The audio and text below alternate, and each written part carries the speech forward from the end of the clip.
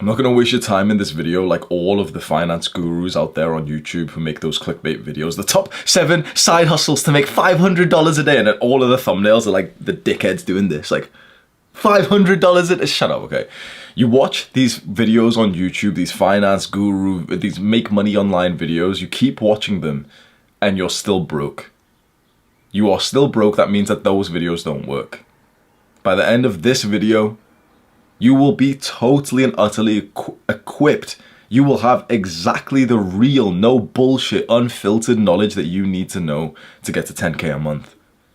What you're going to learn in this video is what other people will charge you, like $2,997,000 in a course. I'm going to give it to you for free.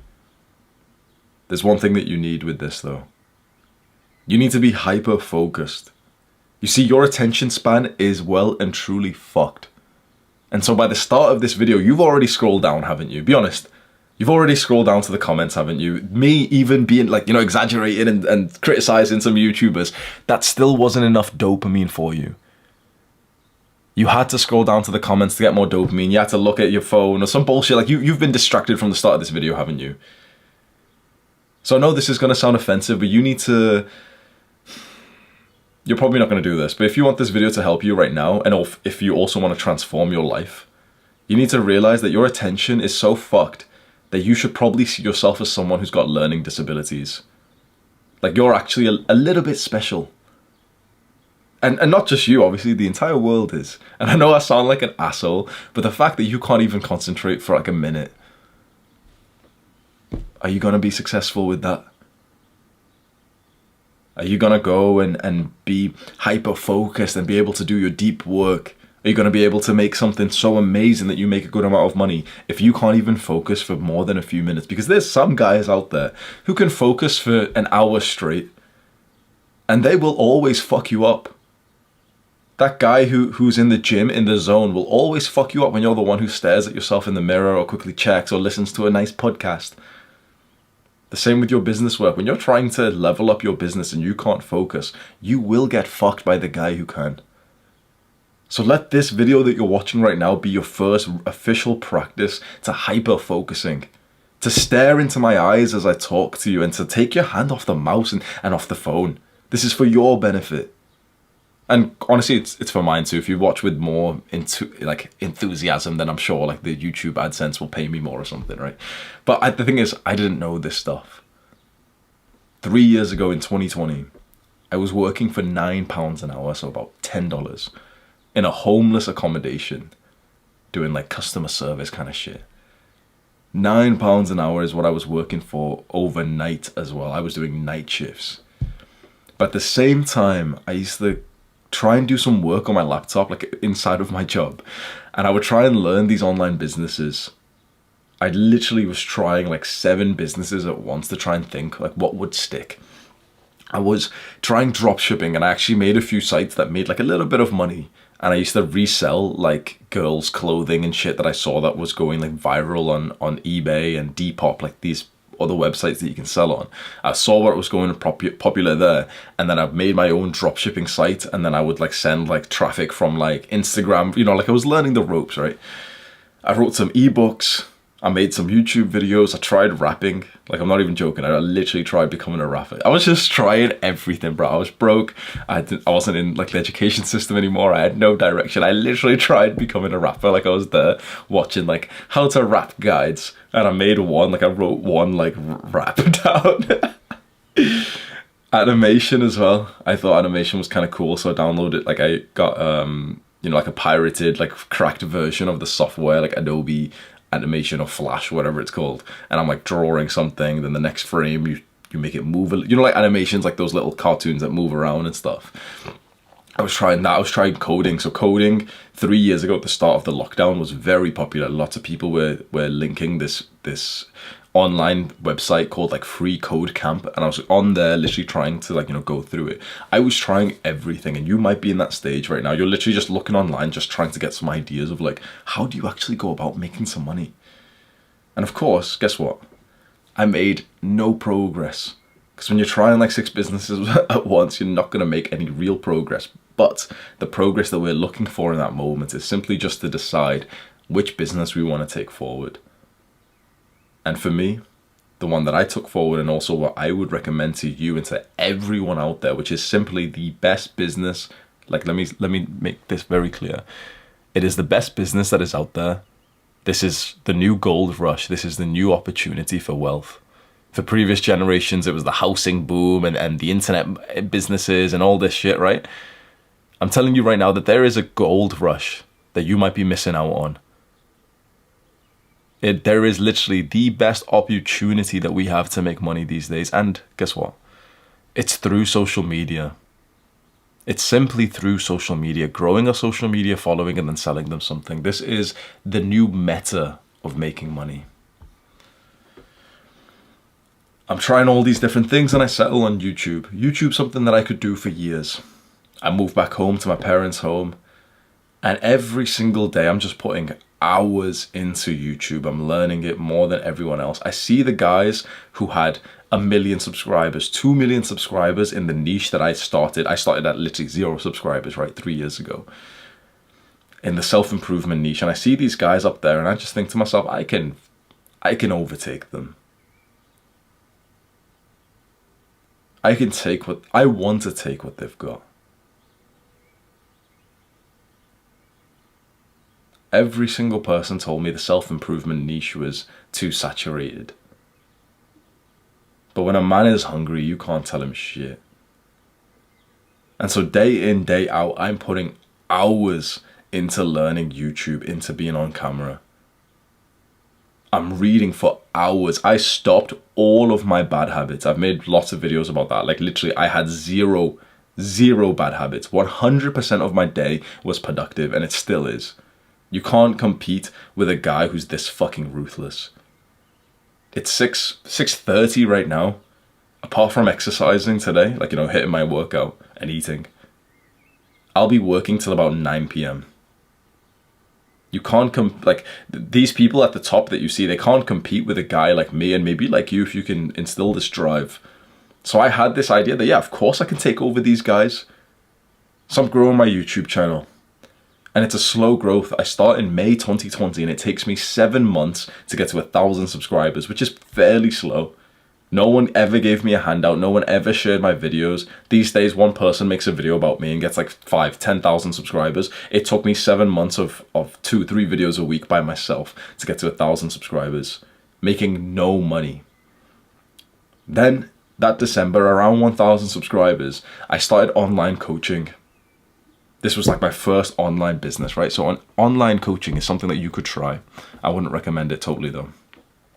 That's where you charge people for your time to hop on a video call with them and to give them advice about something that you've just done. So if, for example, you've quit watching porn, you could literally market that. You could set up the website. It's nice and easy to do. And you could just send some people there, you make some YouTube videos that get some views and you tell them, oh, click the link in the description, and they can book a call with you for like $40 for an hour, which straight away is more than what literally 99% of the world make, right? So as soon as you start coaching, even with no real experience other than I've been going to the gym for a few months, so I can show you how to also go to the gym, or I improve my diet, or I quit playing video games. So if you're a video gamer and you want me to help you, then just book a call with me. You can literally set it to $49 an hour. And there's no reason why anyone in the world is making less than that, to be honest, because you can literally just start an online coaching business today. There's no, do you know what I mean? But that's still a terrible business compared to what we're about to do. So I did the coaching thing. I made some money doing that. I started to make £500 a month, £1,000 a month. I had a couple of clients consistently. But it was draining on me. And when you have so many guys who you're helping empathetically, it just fucking drains you. Then in 2021, I made an online course. An online course is it's kind of like a playlist of videos that you make private, that you package and sell for, really rich people. And I made this course for $200. And once it was set up, it was just selling without me. I sent some some traffic there from my YouTube channel, make some videos and link it there. And this course ended out, I released it at exactly the same time that a video that I had previously made on the same topic blew up. So I made a video near the start of my, literally one of the first ever videos that I actually made on YouTube, even before I even started YouTube. And that video was about like how to build your aesthetic body. That's might have been like how you found me originally. How to build your aesthetic body, no bullshit guide. That video blew up at the exact same time that I was just about ready to release a course that I had been secretly working on called How to Build an Aesthetic Body.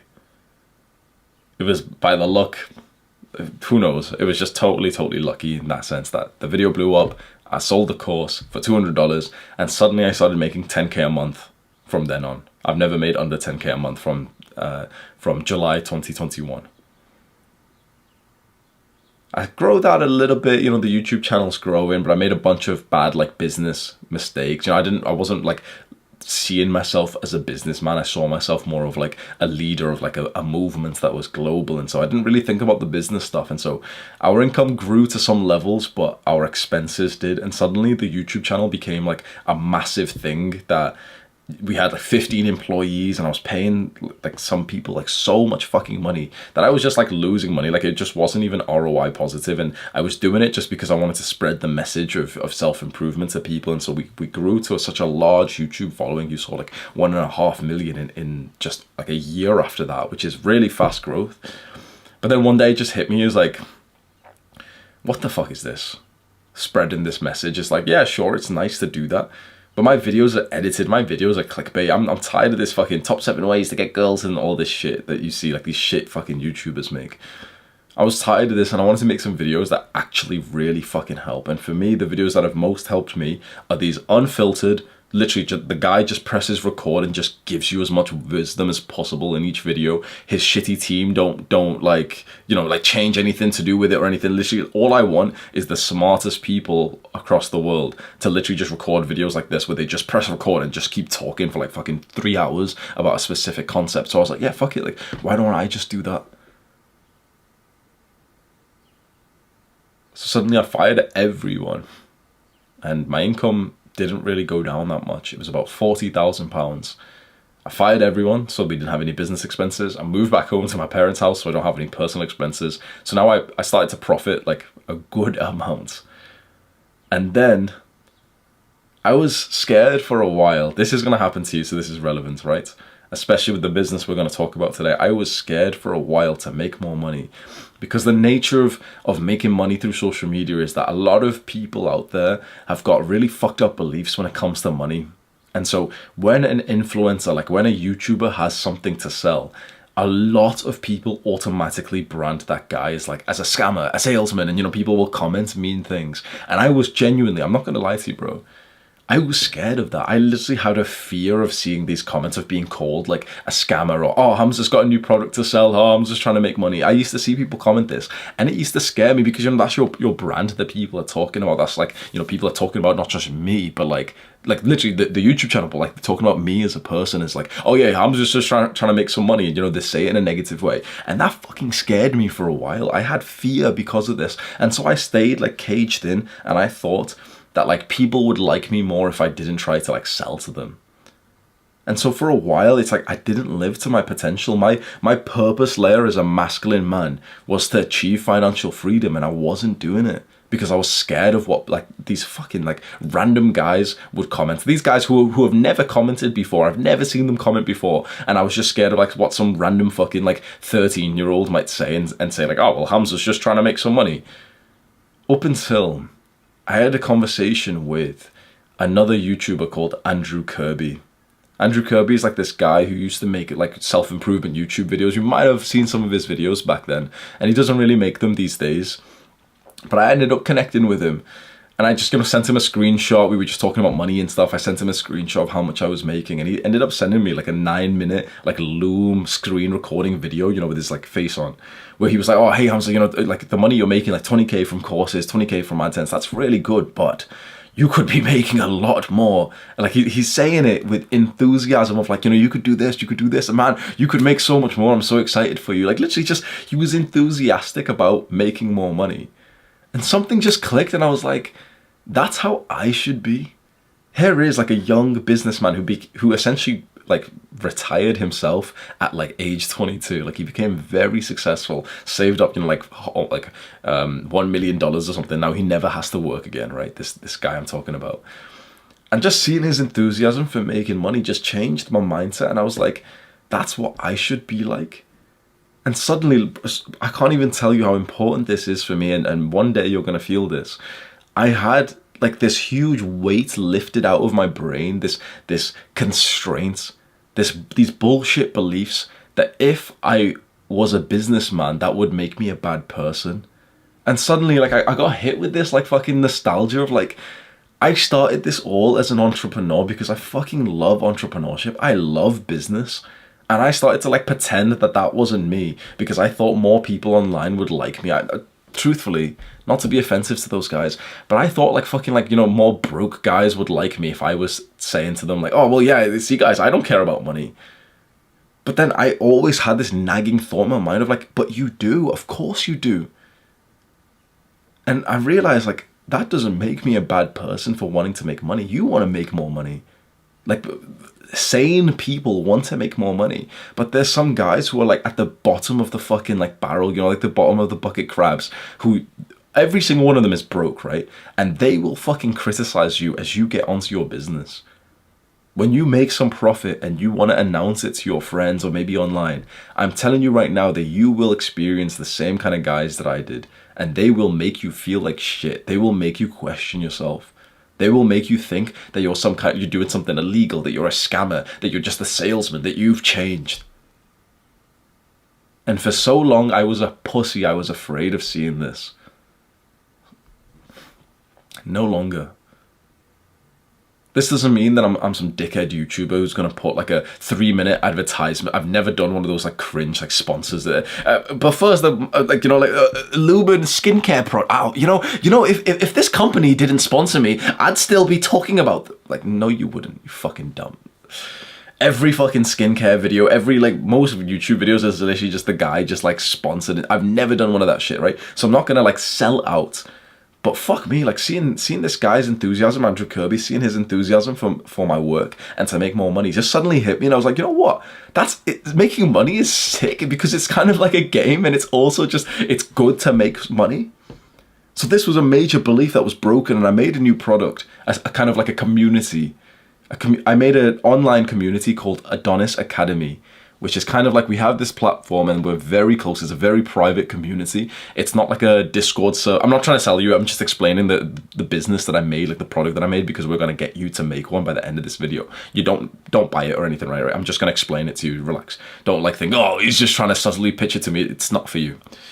I made something called Adonis Academy, which is like this online private community. It's not on Discord, but you could kind of imagine it kind of like an exclusive Discord server, but it's not on Discord. It's on a different website called school.com. And the idea behind it was that I saw my Discord server used to be quite valuable for the people who would join, but recently it's got to like 200,000 members, and it's just fucking it's like a massive social media. Who gives a fuck? It's just massive now. There's no closeness to it. I remembered when my Discord had a few hundred members. And we used to be so close, we'd hop on calls. Like, I'd just do, you know, like, I used to charge people $1,000 for my calls. Literally, I'm not even taking the piss. I used to charge people over $1,000 for an hour of my time on a coaching call, and they would still leave good reviews because people thought that it was worth it. And on my Discord server, I just do it for free. I just hop on calls with people. I just help them just because it was like fun for me. And suddenly the Discord server just grew up to like hundreds of thousands, and I've never once made any money through Discord. And it just hit me one day. I was like, what is the point of this? It's this mass place which doesn't feel close anymore. And I stopped using it myself. And so I had the idea then, what if I make more of a private small group? I price point it really high, so I make it really expensive. Hundreds of dollars a month. And that suddenly I started to think like, oh shit, you know what? I would serve the guys who joined. I would be close to them. If someone was paying me $400, $500 a month to join like this community, this private community, I would make it exceptional. I would give them everything. I would wake up and think about how I can help the guys in there. I would make sure that like every single day we're hopping on a call together just to have like a coffee or something to make, or you know, to eat some dinner, to make sure that they're not doing it alone, because like I understand, like I've been there myself, and I'll make sure we can do like, we can meet up in person. I'm starting to get so many ideas, and I'm like, wait, I'm gonna make a fuck ton of money from this. So if you want to know the real numbers, I'm not going to show you any fucking proof. You either believe me or you don't. But the truth is, the YouTube channel and the courses that I sold made 40 to 50,000 pounds consistently, like per month, like for multiple months in a row. But we always had those expenses. We had like the 35,000 pounds that I was spending in employee wages, and then my lifestyle in Dubai and stuff was like 10,000 a month. Now I don't have my lifestyle. I live at my parents' house for free, and I also don't have any employees.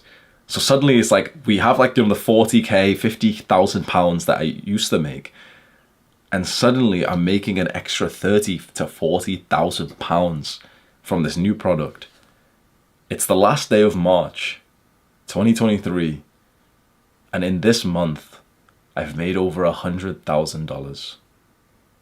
I don't expect you to believe me, because if I saw this video a few years ago, I would have thought, yeah, right, scammer, liar, whatever. I totally understand, because I used to have like that limiting belief myself. But just if you are one of these guys, like if there's any of these guys watching who think, oh yeah, right, you made 100k per month, yeah, doubt it, bro. If there's any of these guys watching, I really don't want to be insulting to you, but I promise you, if you right now, you just thought like, yeah, he's got to be lying about the 100k, I promise you, the beliefs that you have about money are the most important thing.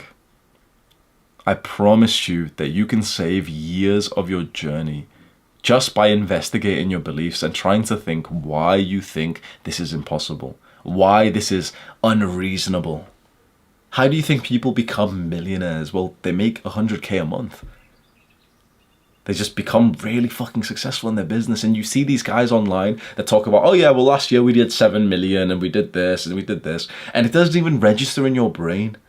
You think, no, he's got to be lying. And so you close it off. Yeah, right, dude. You close it off and you just go back to watching one of those like clickbait videos, like how to make $500 a day passively. You know, like the fucking thumbnail of the finance group like this, or like the top 7 ways, you know, they're holding money there. The top 7 ways to make 500. You go back to those videos because that's something that you can imagine. And I promise you that if you do that, if you go back to those videos, if you go back to just where you're comfortable trying to make, you know, $100 a day or something, you'll never actually make any progress. Your beliefs about money totally cause how much money you make. You saw that my belief about money changed when I spoke to this guy, Andrew Kirby. And suddenly I doubled how much money I was making in one conversation. Just because he destroyed a belief in my mind that was something like, I believe making money makes me a bad person. The way that this guy that I spoke to had spoke to me, his belief like kind of implanted into my mind that making money is awesome and it's exciting and let's be enthusiastic about it. And then there was nothing holding me back. It's like that thing that was holding me back, the constraint was just destroyed. There's another constraint that I'm on now, like who knows what it is just now, you know, I'm still trying to find out what the next thing is. $100,000 in March 2023. I have no expenses. I'm soon going to be making so much money that I'm literally going to have to juggle it around multiple banks, and it's going to feel unsafe because in the UK, banks only protect you for like £85,000. Like if you have more than £85,000 in a bank, it's like, it's not safe. I'm genuinely going to have to open up like as many banks as possible to start storing the profit that I've got. I don't expect you to fully believe me. I've got nothing to sell you. I have my Adonis Academy, but it's not really for you. It's more for just guys who just want to be like social on self-improvement and stuff. And so for you, like the young guy who really wants to get into business, I have literally nothing to sell you. I don't expect you to believe me, but if you can, or if you could just be open to it and follow for the rest of this guide, I think you're going to find this very fucking valuable. I've never been given money. I've never been given a handout. I kind of wish I was in some places. No one ever helped me with like my YouTube channel to help me grow faster. No one ever shared my videos. No one ever gave me like free money. My father's a taxi driver. Like, I haven't had that starting point that you may think, you know, like if the first thought when someone's making a lot of money, the first limiting belief you can have is like, oh, he's lying, he's a scammer or anything like this. Then it's like, oh, well, he was given it. His parents are really rich or something. My mum has never worked. She's always been like a Muslim housewife, and my dad's a taxi driver. And before he was a taxi driver, he owned a shop, a corner store. No one ever gave me like a free handout. Like, and I'm not being ungrateful. My parents, of course, did. Like, I still get to live in a fucking house. I still get to go to school. But I mean, no one ever gave me, like, oh, hey, son, like, here's some trust fund money or some shit. Never had that. Never went to a private school or any bullshit like that, right? This is possible. We're going to talk now about something which I find very interesting. And if you've ever played video games, I think you'll find this interesting too.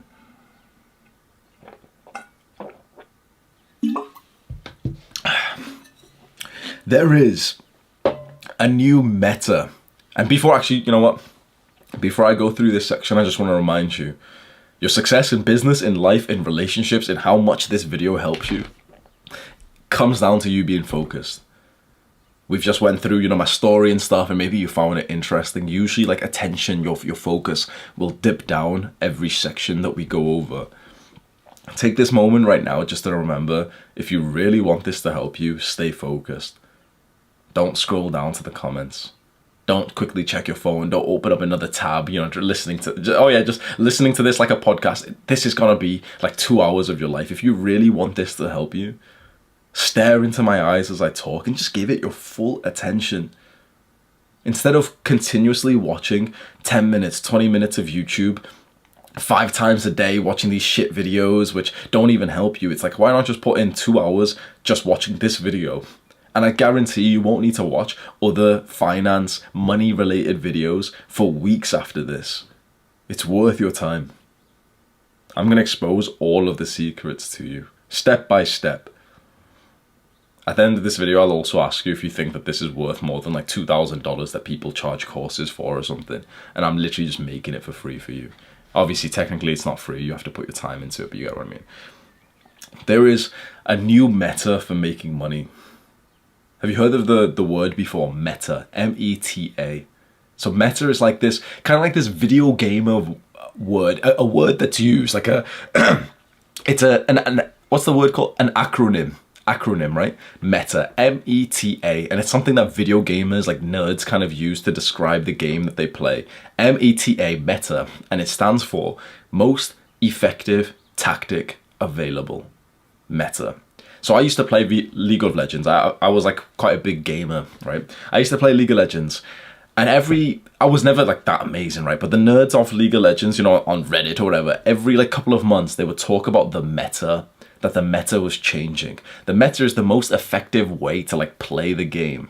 And so, there'd be like a change by the people who made League of Legends, like Riot Games, like the people who design all the code and stuff. And they'd end up making like a patch saying like, oh, like we've changed this champion, we've updated this champion and he's going to do like 5% extra damage and he can now jump over walls.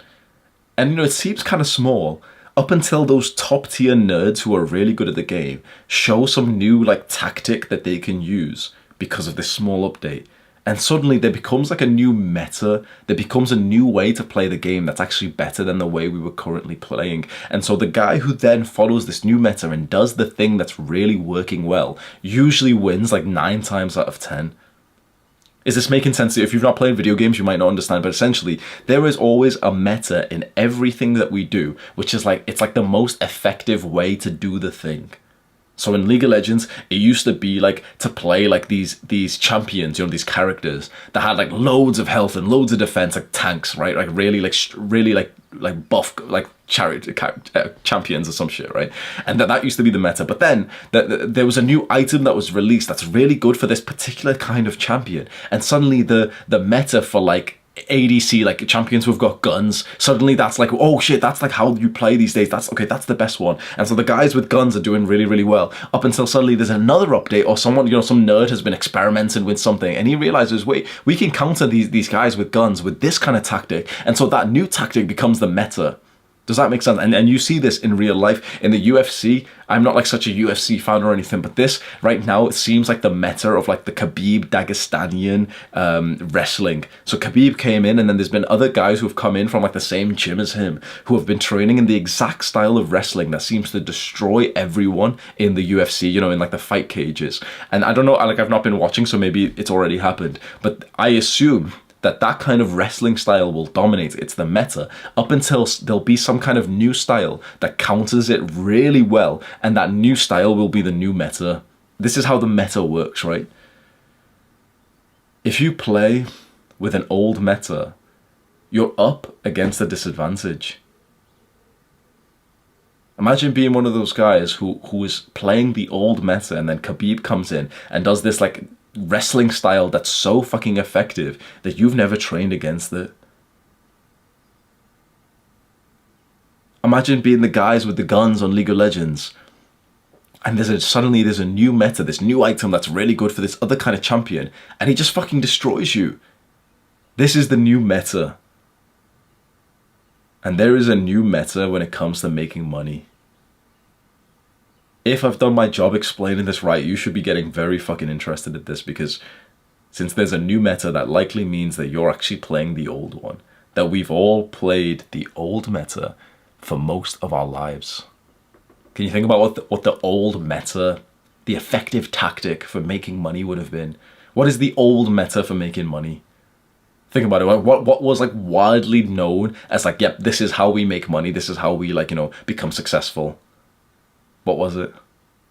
It's not like a particular business or anything. It's a life path. And it's so ingrained in us. Like it was the assumed meta for so fucking long that it might not even be in your brain right now. What is it? The education system. Go to school, get good grades, get a good job, be a good boy, get a promotion, buy a house, mortgage, sweet, happy. That used to be the old meta. That used to be like the best way to live your life. It genuinely did. Like these days, it's like we know, like shut up, grandpa. We know, like the fucking education system's just stupid as fuck. We know that even most degrees are just shit anyway. Like 99% of degrees is shit. We know this stuff, right? Anyone who fucking these days tells you like, oh yeah, well, go to school. It's like we look at it like as if it's just stupid. We know that's wrong. But that was the old meta. And so you might think that the new meta is that of just making money online. But it's not, because that's too broad. Making money online comes down to 50 different businesses, and this is like, the shit videos that say like, oh, the top 9 side hustles that you can make that will get you $500, and it's just a shit video of someone saying like the same things as always. Number 1, affiliate marketing. Number 2, dropshipping, ebooks, agency, YouTube. Like they're just saying shit, right? They're the new meta. You want to know exactly what it is? It's becoming a synthesizer. And if you can understand this word, you're going to go on to making a lot of money. Synthesizer. First, I'm just going to tell you a very quick story. Just a few days ago, I hopped on a call with someone. And he's a young man, and he wanted to start making money online. And he said that his purpose could be to help people. That's, it seems kind of broad. Right? Like, I want to help people, and if I can make money doing it, then that's awesome. So I asked him, okay, well, how can you do that? And he says, well, I'm looking at like some degrees right now. I could go to university and get like a counseling degree or something, and then I could start, or like, therapy degree or some shit, and I could start becoming like a therapist for people. What do you think? He asked me this, right? I chuckled. I honestly chuckled. I'm saying this to him, right? Bro, you're going to go to university for 3-4 years, get this degree, and then find out if this life path is for you, and then find out if you enjoy helping people with their problems. No offense, bro, but that's actually kind of stupid. And he looks at me a bit weird. It's like, but he's looking kind of excited because he can tell that I've got a better idea for him. I'm like, you want to find out if helping people is your purpose? Start doing coaching calls today. There's a 5-step process to doing coaching calls. Literally just set up your fucking call calendar, which you can go find like on any like website or some shit. Set up your call calendar, send a link to people, and then just send some people to that link. I said, you can charge that today at $29, $39, $49 an hour. Go make a bunch of YouTube videos about the specific problem that you're going to help people with. So for him, we said, okay, what about quitting video games? And it's like, okay, go make a bunch of videos like how to quit video games in 14 days, how I quit playing video games, how I quit playing League of Legends. Go make a bunch of videos, and inside every video, just say, oh yeah, like click on that top link in the description, and I'll personally help you with quitting video games. We can do it together, and charge $49 an hour. And guess what? You can set that up today, and you will make 3 times as much as those people with a counseling or a therapy degree. Today. There's people going to university, studying for years, getting into debt, and they will make less money than you today. This is the new meta. Utilizing social media, the internet, and certain business models so you can shortcut the process and you can genuinely start making money fast. Again, this isn't some clickbait video. I've got nothing to sell you, so relax. This is the new meta. And if you're not playing this meta, you will get fucking destroyed. If you're not playing this meta, you'll be the equivalent to the guy like tapping out as you're getting like wrestled by the guy who's playing the meta. To go to school for 4 years to find out if you like, just to hop on a call with someone and help them with their problems. You can do that today. This is what blows my mind, because not only can you do it today, you can make a lot more money doing it. And you might think, oh, but like, shouldn't I be qualified to do this? Shouldn't I get the therapy degree or something first, the counseling degree? Guess what, bro? Most people don't give a fuck about your official qualifications. I mentioned that course that I made that made 10K a month, right? I've made more in 1 year than most personal trainers, qualified personal trainers who have studied and got the qualification, and some of them have a sports science degree, or other of them have like personal training certificates. I made more as a guy with no qualification in 1 year than most personal trainers make in 5. I didn't ever get the personal training degree. You know what's very interesting? I'm just going to very quickly just make a point here that qualifications and degrees actually make you broke. You know why? Because before you become a personal trainer, you can hop on and be a fitness coach online, a health coach, and you can literally charge hundreds of dollars an hour for your time. You can literally charge hundreds of dollars an hour. Just calling yourself a coach, like being a coach doesn't need any qualifications. It's just like if someone likes you and thinks that you're valuable, they'll pay you for it, right? And of course you have to demonstrate that you know what you're talking about, right? You can genuinely start like a health coaching business, a fitness coaching business, and make $100, $200, $300 an hour. And the moment that same person who's making so much money thinks, oh, but a qualification would be really nice. The moment that he gets the same personal training qualification as everyone else, how much he can make just goes back down to $30 an hour.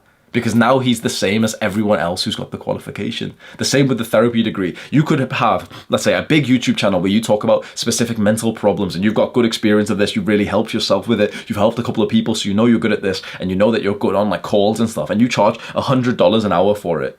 Or let's say even $300 an hour. You target like high-level CEOs, you target high-level YouTubers, and you say to them like, I'm going to help you be more productive because there's some deep psychological shit that we can uncover that will help you become more like high performance, right? And you're making $300 an hour just being a mental health coach. And the moment that you get your therapist degree or your counseling degree, you then have to price yourself roughly at the same as every fucking other counselor or therapist, which is like $50 or $100 an hour. Degrees and qualifications and certifications literally make you broke these days. That is the old meta. And the thing is, for most young people, the kind of people that we want to work with, they're not going to ask you like, oh, so what year did you graduate in? Can you show me proof of your degree? Are they? Fuck, bro. No one has ever fucking asked me for my degree. I've got a degree, right? No one's ever asked me for that. No one's ever asked me before we hop on a call to, I'm going to teach them about mental health. No one's ever messaged me like, oh, but bro, I would buy this, but only if you had a mental health. Shut the fuck up, bro. No one's ever even messaged me that. Because if someone wants an official therapist with 20 years experience, they'll go there. The beauty of this new meta is that people will come, not because you have this certain qualification in your fucking CV. They'll come because of you. You become the qualification yourself. You become like the professional yourself. So that word that I mentioned to you, synthesizer. The new meta is to become a synthesizer. There's a process of being a synthesizer, right? So a synthesizer is kind of like someone who takes, let's make it like this. You right now are watching a bunch of videos. You're watching podcasts, YouTube channels, you're reading books, you're consuming Twitter and stuff, right? You would be a synthesizer if you took that knowledge that you were getting from all these different sources and packaged it together to help someone with a specific problem. It's exactly what you're seeing in this video. For example, what you're seeing in this video, the knowledge which I'm giving you in this video, has taken me years to get myself, right? I made the business myself. I tried multiple different business models. I've watched maybe 1,000 hours of content, of learning, of reading business books and everything, right? And I'm putting that into like a 2-hour video for you. I have synthesized probably about more than 1,000 hours of learning and implementing into a 2-hour video for you. This is me synthesizing. The process of being a synthesizer is that you consume content, you learn, you use it in your life, and then you just teach it in a faster way. So let me give you some examples. Have you seen Andrew Huberman's podcast, Huberman Lab? He is a great synthesizer. Because before Andrew Huberman came out, you know, some nerds online would say like, oh, but can you cite the study? You know, like they talk about research and stuff, but usually not that much, right?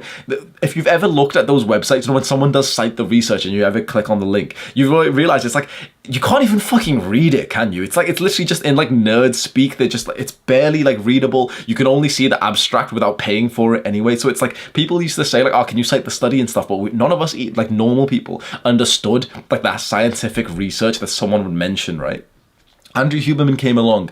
He understood that research. He would read the papers with his team, and then he would make a podcast where us like non-sciencey folk could understand it. He synthesized these articles that usually were just like, you know, they were like, these scientists would literally spend a lot of time making these studies and this research, and they would upload it to like these articles, these journals, and no normal people would even read it. So Huberman came along with his team.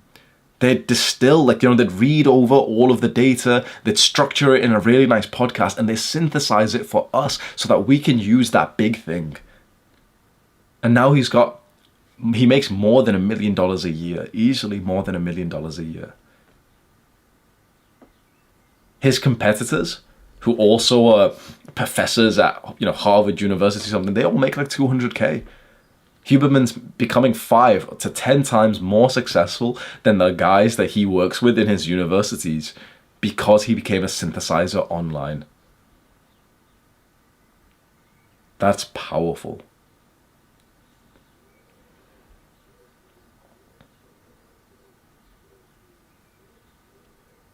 To understand more about this process of synthesizing, I want to send you to Andrew Kirby's like little community. So remember I just said he's the one I went on a call with and he helped me out and everything. He's not like asking me to do this or anything, but he has like this free community where he really talks about like being a synthesizer. I saw it like a little while ago, so I thought, yeah, I'll link it for this video. So you can just go click, it'll be a link in the description, and you can tell him like I sent you there or something as well, and I'm giving him like some value back for what he gave me.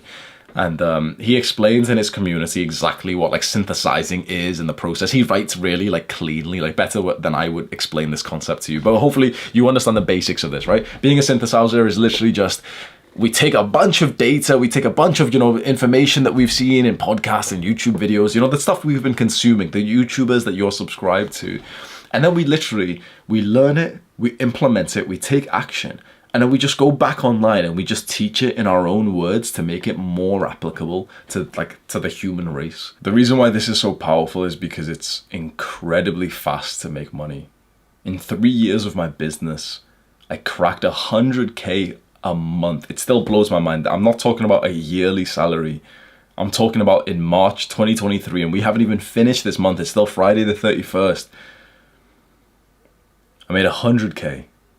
It would take a doctor, 5-6 years of education and then multiple years to build up to literally get onto a salary, an annual yearly salary of 100K. I make that in a month, and I'm just a guy in a bathrobe. This is the new meta. And if you're not taking part in this, you are going to be left behind. And a beautiful thing about being a synthesizer, you know, like what we're talking about here, which I'll explain more soon, a beautiful extra benefit is that it is actually extremely purposeful. In the old days, it used to be that you would need to go to school, get a job, and, you know, try and level up in that career, whilst knowing that there was something else you may have been interested in, whilst knowing that you had like a masculine purpose elsewhere. These days, like the way that I'm living my life, I'm following my purpose. I'm following my passion and my interests. and I'm just making a fuck ton of money whilst doing that. Think about how incredible that is to say. I get to follow, like being a synthesizer, which you can do, and I'll walk you through the entire process. As a synthesizer, you literally get to follow your real interest. You get to fulfill your purpose, and you make more money than those people at the top of like the education system, like the doctors and the software developers and all that shit. So there is a step-by-step process for being a synthesizer, for this new meta of making money. There's 5 steps. Learn, implement, teach, brand, and monetize. Learn, implement, teach, brand, monetize. 5 steps, and we're going to go over them in this video.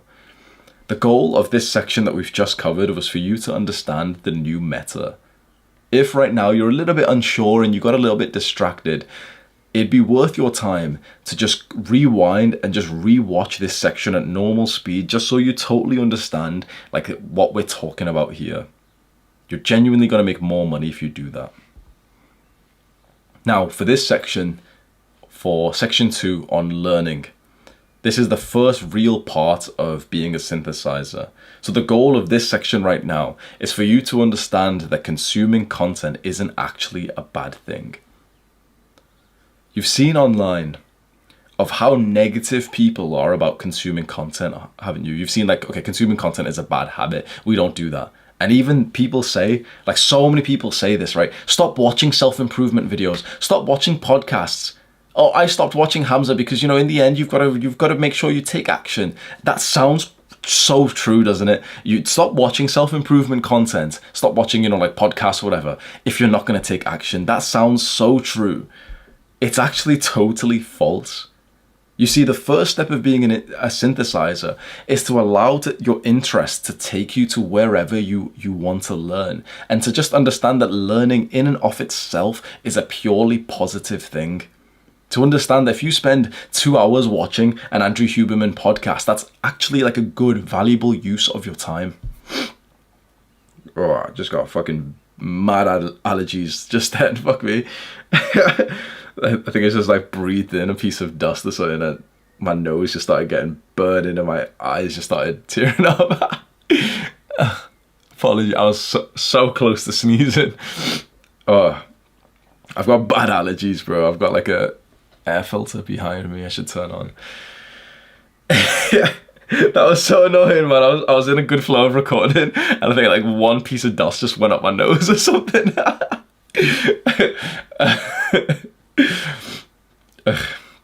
So look, a lot of people online say that consuming content is a bad thing, and I have for a while, but I've realized now that actually you need to consume the content, and it can be, you know, YouTube videos, it can be podcasts, it can be books. I think books are probably like the best. I think books are actually the best way to go about it. But you need to consume and learn to become a synthesizer, and especially to learn from the people who are quite in the mainstream of our niche. So for example, if you're a guy who likes to learn online and improve his life, there's going to be some people who are rising up right now, like for example, Andrew Huberman. And so you could watch his podcasts and people will tell you that, oh, but that's consuming content, that's a bad thing. But it's truly not, because 1, you're learning, and 2, even if you're not going to use that information right away, you should, but let's just say, you know, some guys end up watching but not really taking action, and so we all say, oh, well, yeah, you shouldn't, you know, you've got to make sure you take action. But the truth is, the reason why we learn is so that our brain, like, you know, those neurons and stuff, they start to connect the dots and we start to form new beliefs. Because those beliefs, even if we don't immediately go and take action, those beliefs do start to change our actions in the future. I didn't actually make much progress for the first few months of like my YouTube and my self-improvement journey in 2020 because I refused to watch content. I literally spent all day just, you know, taking action and stuff. And I made good progress, you know, in my fitness and stuff. But the truth was, I didn't make good progress in my YouTube channel, in my business, and making money. Why? Because I didn't know exactly what to do. You know, it seems simple. Yeah, just upload videos. But when you didn't know, like, you know, the monetization tactics and the marketing ideas and everything that you use, that you get from learning from other people, then it's like you're shooting in the dark. Like, why should we just learn through doing it sounds so awesome. Why would you do that when there's literally someone who's done it who can just tell you what to do to get to his point, and then we can go faster than him?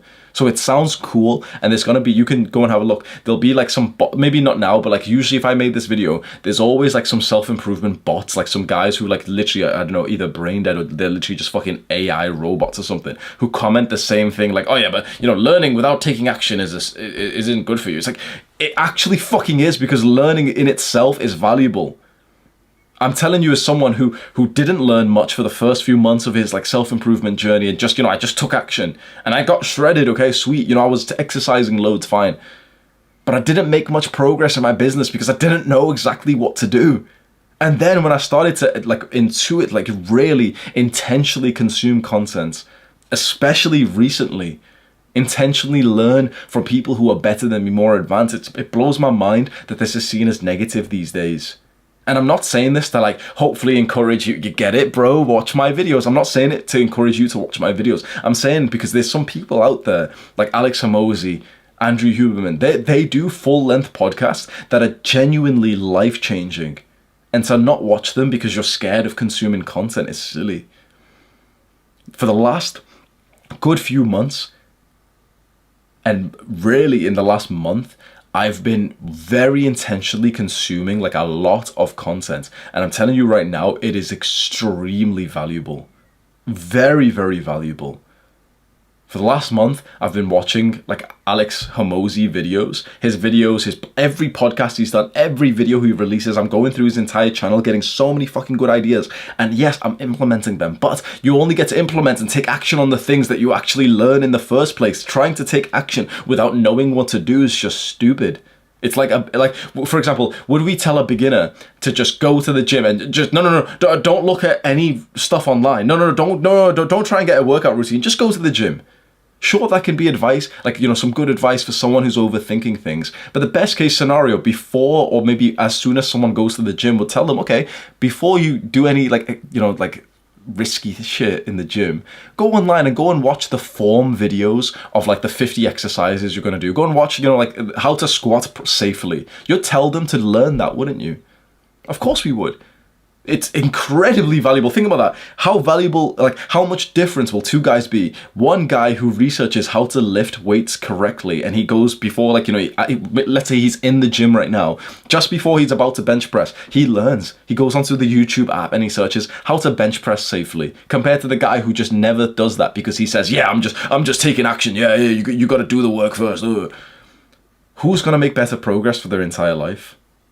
This guy. Now, of course, if this guy's a wimp and he now uses that to not take action, and he's like, oh yeah, well, I'm not going to go to the gym up until I'm really ready. Okay, fair enough. But that's a different problem altogether. But if you're a guy like us and you're masculine enough to want to take action, then learning is incredibly valuable. Learning from Alex Hormozi the last month has genuinely, I'm making a lot of money now, and I swear to God, it's because I'm literally just learning from people who are more intelligent and more advanced than I am. It's as simple as that. Now, you might think, okay, this sounds true, but consuming content, self-improvement videos and reading books, consuming content without taking action is a bad thing, right? I used to think so too, but I'm actually changing my mind on that because I've seen the same pattern in myself and also so many guys on because I've done really well in self-improvement for myself, but then also my YouTube channel is about self-improvement. So I've come across a lot of guys who've told me their story, right? I've probably experienced more guys telling me about self-improvement than maybe anyone else in the entire fucking world. When you really think about it, I'm probably in the top, maybe there's 10 guys who are next to me in terms of men who have heard about self-improvement problems. When you really think about how crazy that is, how many guys would tell me their self-improvement stories because I've got a YouTube channel which is almost 2 million subscribers in this niche, right? So I've got an understanding of what it takes to improve yourself way better than a normal person does, right? And I'm telling you right now, I see the same pattern in probably around 30% of people. And that pattern, they always tell me, is that they consumed this content for a while and always felt like they were wasting their time because they weren't taking action. And then they started to take action afterwards. And for a while, you know, when people would say this, I would say to them, yeah, you know, you've got to make sure you take action. But now when a guy says like, oh, Hamza, you know, I watch all the videos, I watch the podcast and stuff, but I'm not taking action, I tell them this story that I've spoke to so many guys who went through this phase of like consuming but not taking action, consuming but not implementing. And I tell them that I've seen it was what I was doing for a good few months before I even started self-improvement. I was watching the self-improvement videos, getting pissed off at myself, thinking like, oh, well, I'm not being productive and, you know, I'm not taking action. I realize now it's productive because it changes your beliefs and it makes you like agitated. You start to realize, you know, the life you could be living. And even if you're not taking action to that, you're thinking about it, which is still valuable. So we need to change right now this belief that we have that consuming content is a bad thing, because this is how we learn in the modern day. We will take action, 100% we will take action, but of course, like, how are you gonna know which action to take if you don't learn it in the first place? So this is exactly what you were gonna do for this step right now. Consume the content of intelligent people who are more advanced than you in a particular area that you're really interested in. So this will be, for example, and this can be anything, right? You clicked on this video to learn to make money, but we're going to make money by our real interest. So maybe your interest is actually money and finance and investing, but maybe it's self-improvement. Maybe it's semen retention. Maybe it's exercising. Maybe it's building a body that's really attractive. Maybe it's getting girls. Maybe it's health, whatever it is, right? What is your real interest? If money didn't even exist, what is like your real interest, which real fucking like the thing that your brain just thinks about all the time? Start to look at the best guys in there, the guys who are really intelligent. Look at some of the guys who are big influencers in that space, but then look at some of the guys who are big, like, you know, like the sciencey, like authority figures in that sense. So for example, there's fitness influencers who will teach you, you know, their personality and their, like, you know, their kind of like fun mindset, real mindset to doing things. But then there's like the fitness, like science guys, and they'll teach you the real research. Look at both, consume their content, read their books, learn from their podcasts, and learn from where they've learned. And this is incredibly valuable, because you probably have done this for some topic already, haven't you? You've probably, like, if you imagine right now, there's probably some kind of topic of life that you just for fun watch YouTube videos on, and it's kind of educational. It's like for a lot of guys in our space, it'll be like fitness. You literally for fun will watch guys literally just lifting weights and telling you about their diets. Maybe that's you. Maybe it's like, you know, it's a different topic, but there is one already for you, isn't there? And you've probably thought to yourself, like, I mean, I would kind of enjoy doing that. You know, the YouTuber that you're watching, the fitness YouTuber or something. You've probably thought to yourself, like, yeah, that would probably be like kind of like a nice job in some ways. Like, you know, I wouldn't do it like this, but I'd probably do it like this. But nah, I can't really do it. I probably wouldn't be so successful doing that. Very interesting, isn't it? So there is a topic that you already are interested in, and it might literally be about money. So that's also, like, you know, what you're interested in by watching this. It probably is money as well. Fill up your mind of the thoughts of these intelligent people. And if you can go to the next level, most guys will just stay here and just consume the content. And that's really good to begin with, right? But if you can go to the next level, this requires spending money. Speak to those people that you actually look up to. Get coaching from them, get mentorship, see if they've got any programs. So let's say you're really, really into fitness, and there's like this fitness researcher who's got like this science-based fitness course. Buy it. Literally just buy it, because how much you will learn from like their premium products is way more. This is your education. Do you know, in the old meta, it's just assumed that we want to spend like fucking 9 grand a year in the education system, and no one even bats an eye as if that's weird. But there's like a guy that you've been watching on YouTube for years who's selling something for like $200, and we're scared to buy it these days. That's education. We've always said, haven't we always said, we'll invest in our education? We love, yeah, we're students for life. This is education, and you can pay for education, and you usually get such a better service, and you get closer to the person that you've been watching for years. So for a while I sold courses. I don't even sell them, so you can't even buy them, but like for a while I sold courses, and the idea was that if someone wanted to spend like hundreds of dollars, they would get like all of the knowledge in like a step-by-step plan. I spent fucking weeks making the workout routines. I set it all up and everything, so that all you had to do was literally just buy it. And this was like, you know, you'd log into the platform. This is like literally just all you'd need to build your dream body. So it's like you didn't need to do what I did, which was like, you know, go and watch like thousands of YouTube videos and everything. That was like one of my courses I used to sell. Nowadays, like, I don't sell courses. I put all the courses I have inside of like Adonis Academy. So it's like, that's my community and stuff. And we'll talk about that soon. Again, I'm not trying to sell it to you, but just at this point, just go to the next level if you can afford it, and think to yourself, okay, invest in your education, the interest that you have, and you're stuck on a particular thing. So for example, you really care about fitness, you've been watching all these videos, but recently you just feel like you've been plateaued. Now you can go watch the videos online, how to overcome a plateau in fitness. And maybe the guy who's made a video on it, which is kind of nice, imagine if you just email him and say like, hey bro, can I pay you for hopping on a call, and I just want to tell you like I'm experiencing this problem. A lot of guys will do it, and it'll be quite expensive. Like literally some random YouTuber will charge you $100 just to hop on a call with him, and you'll be thinking, oh man, is it worth it? Is it worth it? Bro, it's your education.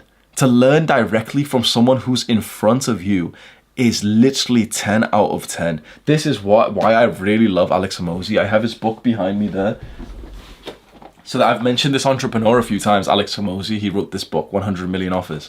I fucking love his mindset, where he's literally saying, like, I've changed my mindset about this, where he's literally saying like you should be like excited to spend, but like the highest return on investment that you will get for your money, it's not saving your money, it's not investing your money in real estate or index funds. Genuinely, it's not. We all think it is. That's all that we've heard from investing. He said that the highest return on your money is knowledge, because with knowledge you will make more money. You can spend $500 on the S&P 500 and be happy that you made an extra $2.50 after the entire year, if your dick is this fucking small. Oh, but a 5% compounded for 700 years means that I'll be a millionaire. Is that how you want to live your life? Like, as soon as you make any money, you save it all? Like, bro, we know that we're not going to live the same life as the 99%, aren't we? You've already said this to yourself, right? You're not like other people, right? You're not like 99% of people, right? 99% of people are playing the old meta. Make money. Save money. Don't spend it. Don't spend it. Don't spend it. No, don't buy coffee. No, don't buy coffee. Save money. Use the coupons. There's a discount code. Let's get the discount code. Most people, 99% of people, are trying to save money so that they can invest it into stocks and shares and real estate so that they can save it. 99% of people are living that way. So why do you think it's a good idea? In this stage, you should ruthlessly, aggressively spend your money to learn from people who are further advanced than you.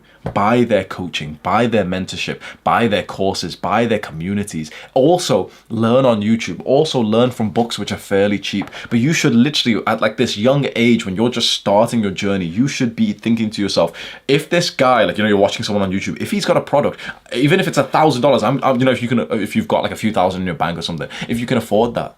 And of course, if you're like some totally broke guy right now and you're in India and the conversion doesn't work out, then of course don't like, oh, Hamza said I've got to buy something for $1,000. But if you see something which is affordable, like you have that much in your bank account, it's better to spend it on something that can make you more money, because you're going to learn from someone who's going to help you make more money, than it is that it just like sits in your bank and just gets in, it suffers inflation. Or you think, oh, but I'll invest it into the S&P 500 because if I keep investing every month for 50 years, I might be a millionaire. It's like, you don't make as much money as you think from investing. I'm telling you right now, no one has ever gotten rich from investing. You can quote me on that, and this will never ever be changed. No one in the history of mankind has ever gotten rich from investing. This is the truth. No one has ever gotten rich from investing. Everyone has gotten rich first from either a high-level career or a business, and then they invested a huge fuck ton of money into investments, and then they made even more money. But they were rich to begin with. If you think you're going to get rich by investing $100 a month or something, it's not going to do anything. $100 that you put into the S&P 500, you're going to get literally about like $7 back at the end of the year. It's nothing. Unless you can put into the S&P 500 $10,000 a month or more per month, 10K per month, then it might be worth it. Then you're making $700, $800 a month profit. Okay, that's reasonable. That's kind of nice. Okay, fine. 10K a month. Until you can put in 10,000 per month, over 100 grand per year into investments, don't even look at normal investments, in my opinion, right? Look at, just save up like a good amount of money, in cash, just in cases if some bullshit happens, and then start to aggressively spend money to learn. This is what Alex Hormozi has taught me. This is what I'm doing with my money, and every time I do this, my income goes up like crazy. The goal of this section then was for you to understand that consuming content and learning is not a bad thing, and that this is actually the first step of this entire process. Pick out your interests and start to really learn a lot about them. You've probably been doing this naturally, just for fun already. Like, there is that particular topic that you've just been doing it for fun. Maybe it's self-improvement in general. Maybe it's quitting TikTok. Maybe it's probably quitting porn or something. Maybe it's quitting video games. Maybe it's eating cleaner. Maybe it's fitness. There's something that like your knowledge of is way more than like the average person who walks in the street, that you could talk about it for like an hour straight and tell them, yeah, on day 7 you'll get this benefit, but then after day 7 on semen retention, the graph shows that your testosterone actually goes down for some reason, but then it can flatline, but then around day 90 there's another thing, and if you have sex, like these things, like, which a normal person doesn't, right? So pursue that interest and keep learning. Now, if you still kind of believe that learning and consuming content isn't a good thing, or maybe if you're a bit uncertain about what to learn, just rewatch this section of learning just so you grasp this idea. Now, we're gonna for this next section 3, to implement, we're gonna use what we've learned in real life. And the idea behind this is that we've learned what to do. We've got the new mindsets. Like, we watched an Andrew Huberman podcast, and he said that, cold exposure is good for your health. So we've learned that, and that's awesome. And now we want to be synthesizers, right? So we want to be able to teach what we've learned. Now, if you just learn something and you teach it straight away, it's not going to be that good because you don't have your own real experience. You could lie and say, like, yeah, this is really good, guys, and I've done it. But it'll really be truthful. The real thing that we want to do is implement and use it in our lives so that we actually get like the real experience and the real thoughts and the real stories that we can tell. So this stage is all about implementation. The goal of this section is for you to grasp the very simple framework to how to actually use what you've learned in real life and why this is so important. So the first time that I really used like self-improvement stuff in real life, I did it really well. In around 2020, I moved back home to my parents' home, and I started to read the book, How to Win Friends and Influence People. And I read this book in a way that still impresses me today, because I know for a fact that literally like less than 0.1% of people will ever read a book in this way. Guess what I did? I would read the book, How to Win Friends, right? And then, it tells you principles of social skills and everything. I would read it. And as I was reading it, the moment I would get an idea of how to use this in person, I would put the book down, I would get changed, I would go on a walk, and I would literally go use that principle on a stranger that I was walking past. I'm not even taking the piss. I literally would put the book down and go and use the principle straight away. Sometimes I would put the book down and then hop on like a Discord call straight away so I could use exactly what I just learned. My social skills were not good before this. I literally had no friends before this, and straight after doing this, I became way more of like a likable person who could actually speak to people, and I didn't feel as like awkward anymore, and my social skills just leveled up like crazy. I took action immediately. So you need to implement what you've learned, from like we've been learning from these podcasts and these YouTubers and books and everything. You need to start to implement what you're learning. Because the reason why is because it increases like the depth of your understanding. It's those it's like, it's the thoughts that you get, the micro thoughts, as you're going to use or you are doing the thing that you've just learned. That's the thought that's going to be valuable that you can talk about later on when you're like teaching what you've learned, to be a synthesizer. Now, this sounds like really nice, but the truth is, okay, well, it sounds good, but how do we actually take action? Because a lot of us procrastinate. So follow this simple framework. So you consume and you learn like we just did before. So, you're reading the book, you're watching the podcast. Now, this is something that is hard to do, but specifically as you're currently learning, so you're currently watching a YouTube video, right? Like this one, or let's say you're literally reading the book. Keep in mind that the moments that you get an idea of something that you could genuinely try right now, you literally go and do it ASAP, right there, shoot off, literally like throw the book to the side and go and do that thing that you've just learned right away. You won't want to do this. You'll tell yourself like, oh yeah, well, I'll do it after I finish this chapter, or, I'll just finish the video first and then I'll do it. Oh yeah, I don't think I need to do that tactic anyway. it's easier to just continue just watching and, you know, consume the content than it is to actually go through like with this framework to learn, and the moment you get an idea, to shoot off, exactly like how I did with How to Win Friends and Influence People. You will make more progress like fast trying something as soon as you get the idea than you will just stalling for no reason. We just had a call on the Adonis Academy where one guy, he came onto the call and he said in front of everyone that he feels like a little bit complacent in life. He's got like nothing to really work hard on. His life is kind of like good enough, so he's just kind of bored with life. And we ended up like asking him, you know, a bunch of questions to realize, okay, this young man, he actually had like the idea to make a YouTube channel and to make like book summaries. So he wanted to, like, he kind of wanted to be a YouTuber. He had this idea. And so we asked him, okay, why haven't you done that? Always a good question to ask someone. And even for you, there's a business that you've wanted to start. Why haven't you started then? And everyone always like panics and gets a bit uncomfortable when they're asked this question. They're like, oh, well, you know, like it would cost so much to like get the camera and stuff. No, it wouldn't. Use your phone. Why haven't you really started? Oh, well, you know, because it'll just take really long and maybe I'll do it after I finish my stuff. No. It's so easy to think to ourselves that we will wait to implement what we've just learned, that we will do it after this moment. And this is why, again, that coaching, that paying for someone's I don't sell coaching. I'm not trying to sell you it or anything, right? My how much I charge for coaching is too fucking high for like literally 99.999% of people, right?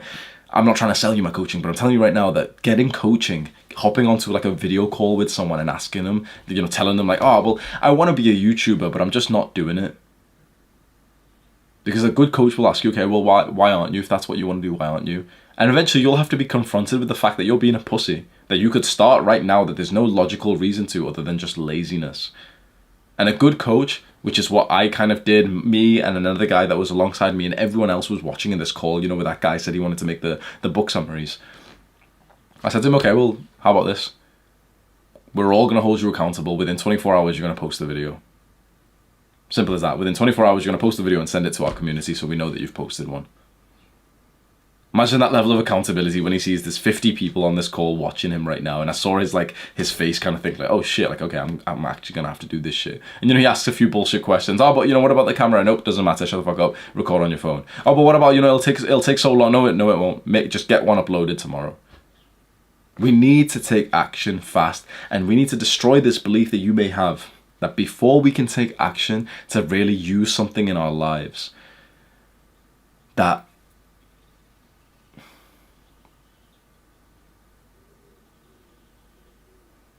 are you following along to this video?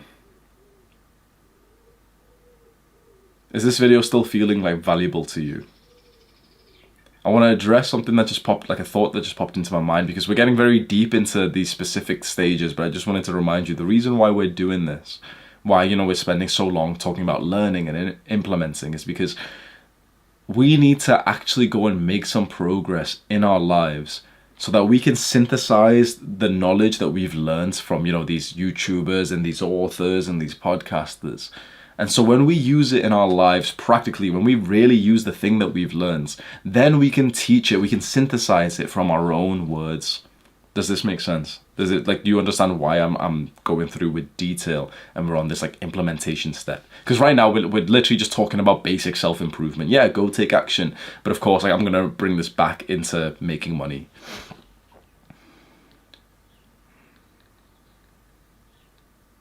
You need to understand right now that pretty much any thought inside of your brain that pops up when you think about taking action is probably wrong. It's probably your Jeffrey brain, like your lizard brain, that, you know, when you think about, oh yeah, like I probably should, you know, go make the YouTube channel. Oh yeah, I probably should work out and use that new thing that I've just learned. Or, you know, I probably should go and improve my diet, but I don't really want to, something. It's just the Jeffrey brain, right? So you understand the basics of self-improvement, of delaying gratification, of doing the hard work, especially when you don't feel like it. So let's start to implement what we've learned so that we actually have some real world experience, some memories, some stories of making progress in this one specific area that we're interested in.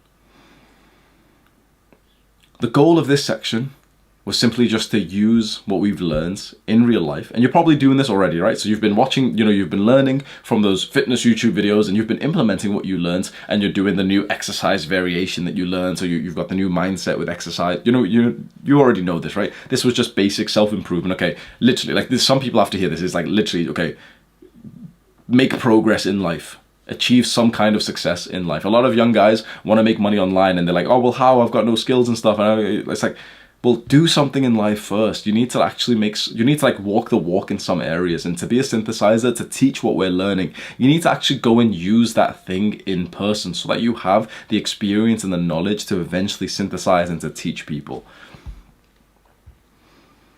For the next section then, section 4, teaching. This is where it gets a lot more money orientated. The goal of this section is for me to convince you that teaching what you've learned, even though you're probably convinced that you're not ready to teach it yet, is actually the way forward. So you have made some progress in some part of your self-improvement, haven't you? You've been watching some of the podcasts, you've been watching some of my videos, you've been reading some of the books and everything. You've made some progress, you've implemented it in real life. But you don't totally feel like totally ready to teach what you've learned just yet. Because there's far other guys, right? There's other guys who are further than you are. My YouTube journey, for years I consumed the self-improvements content, the books, and I just recorded videos teaching what I had learned about my experience. The reason I think why my YouTube journey was so quick compared to others, and I came onto the scene like randomly, very quickly, was because I didn't have the imposter syndrome that a lot of guys have. I felt like I deserved to be up there next to the people with like 1 million subscribers. I just conditioned myself to do so, and we can do that for you. Because right here, right now, you probably have like small dick energy. You probably have this kind of, and I'm not saying that to be offensive, it's just the truth, and it's not even your fault. It's literally just, this is what like the fucking education system, feminized world, the war on masculinity's made you feel like. You probably have small dick energy. You probably feel like you're not even good enough to teach what you know. We're not saying that you have to pretend to be like, for example, the professional bodybuilder who knows everything about fitness. But there was one thing that you were interested in that you learned. So let's say it's about the most efficient way to have protein, right? So if you're into fitness, you probably already roughly know that, right?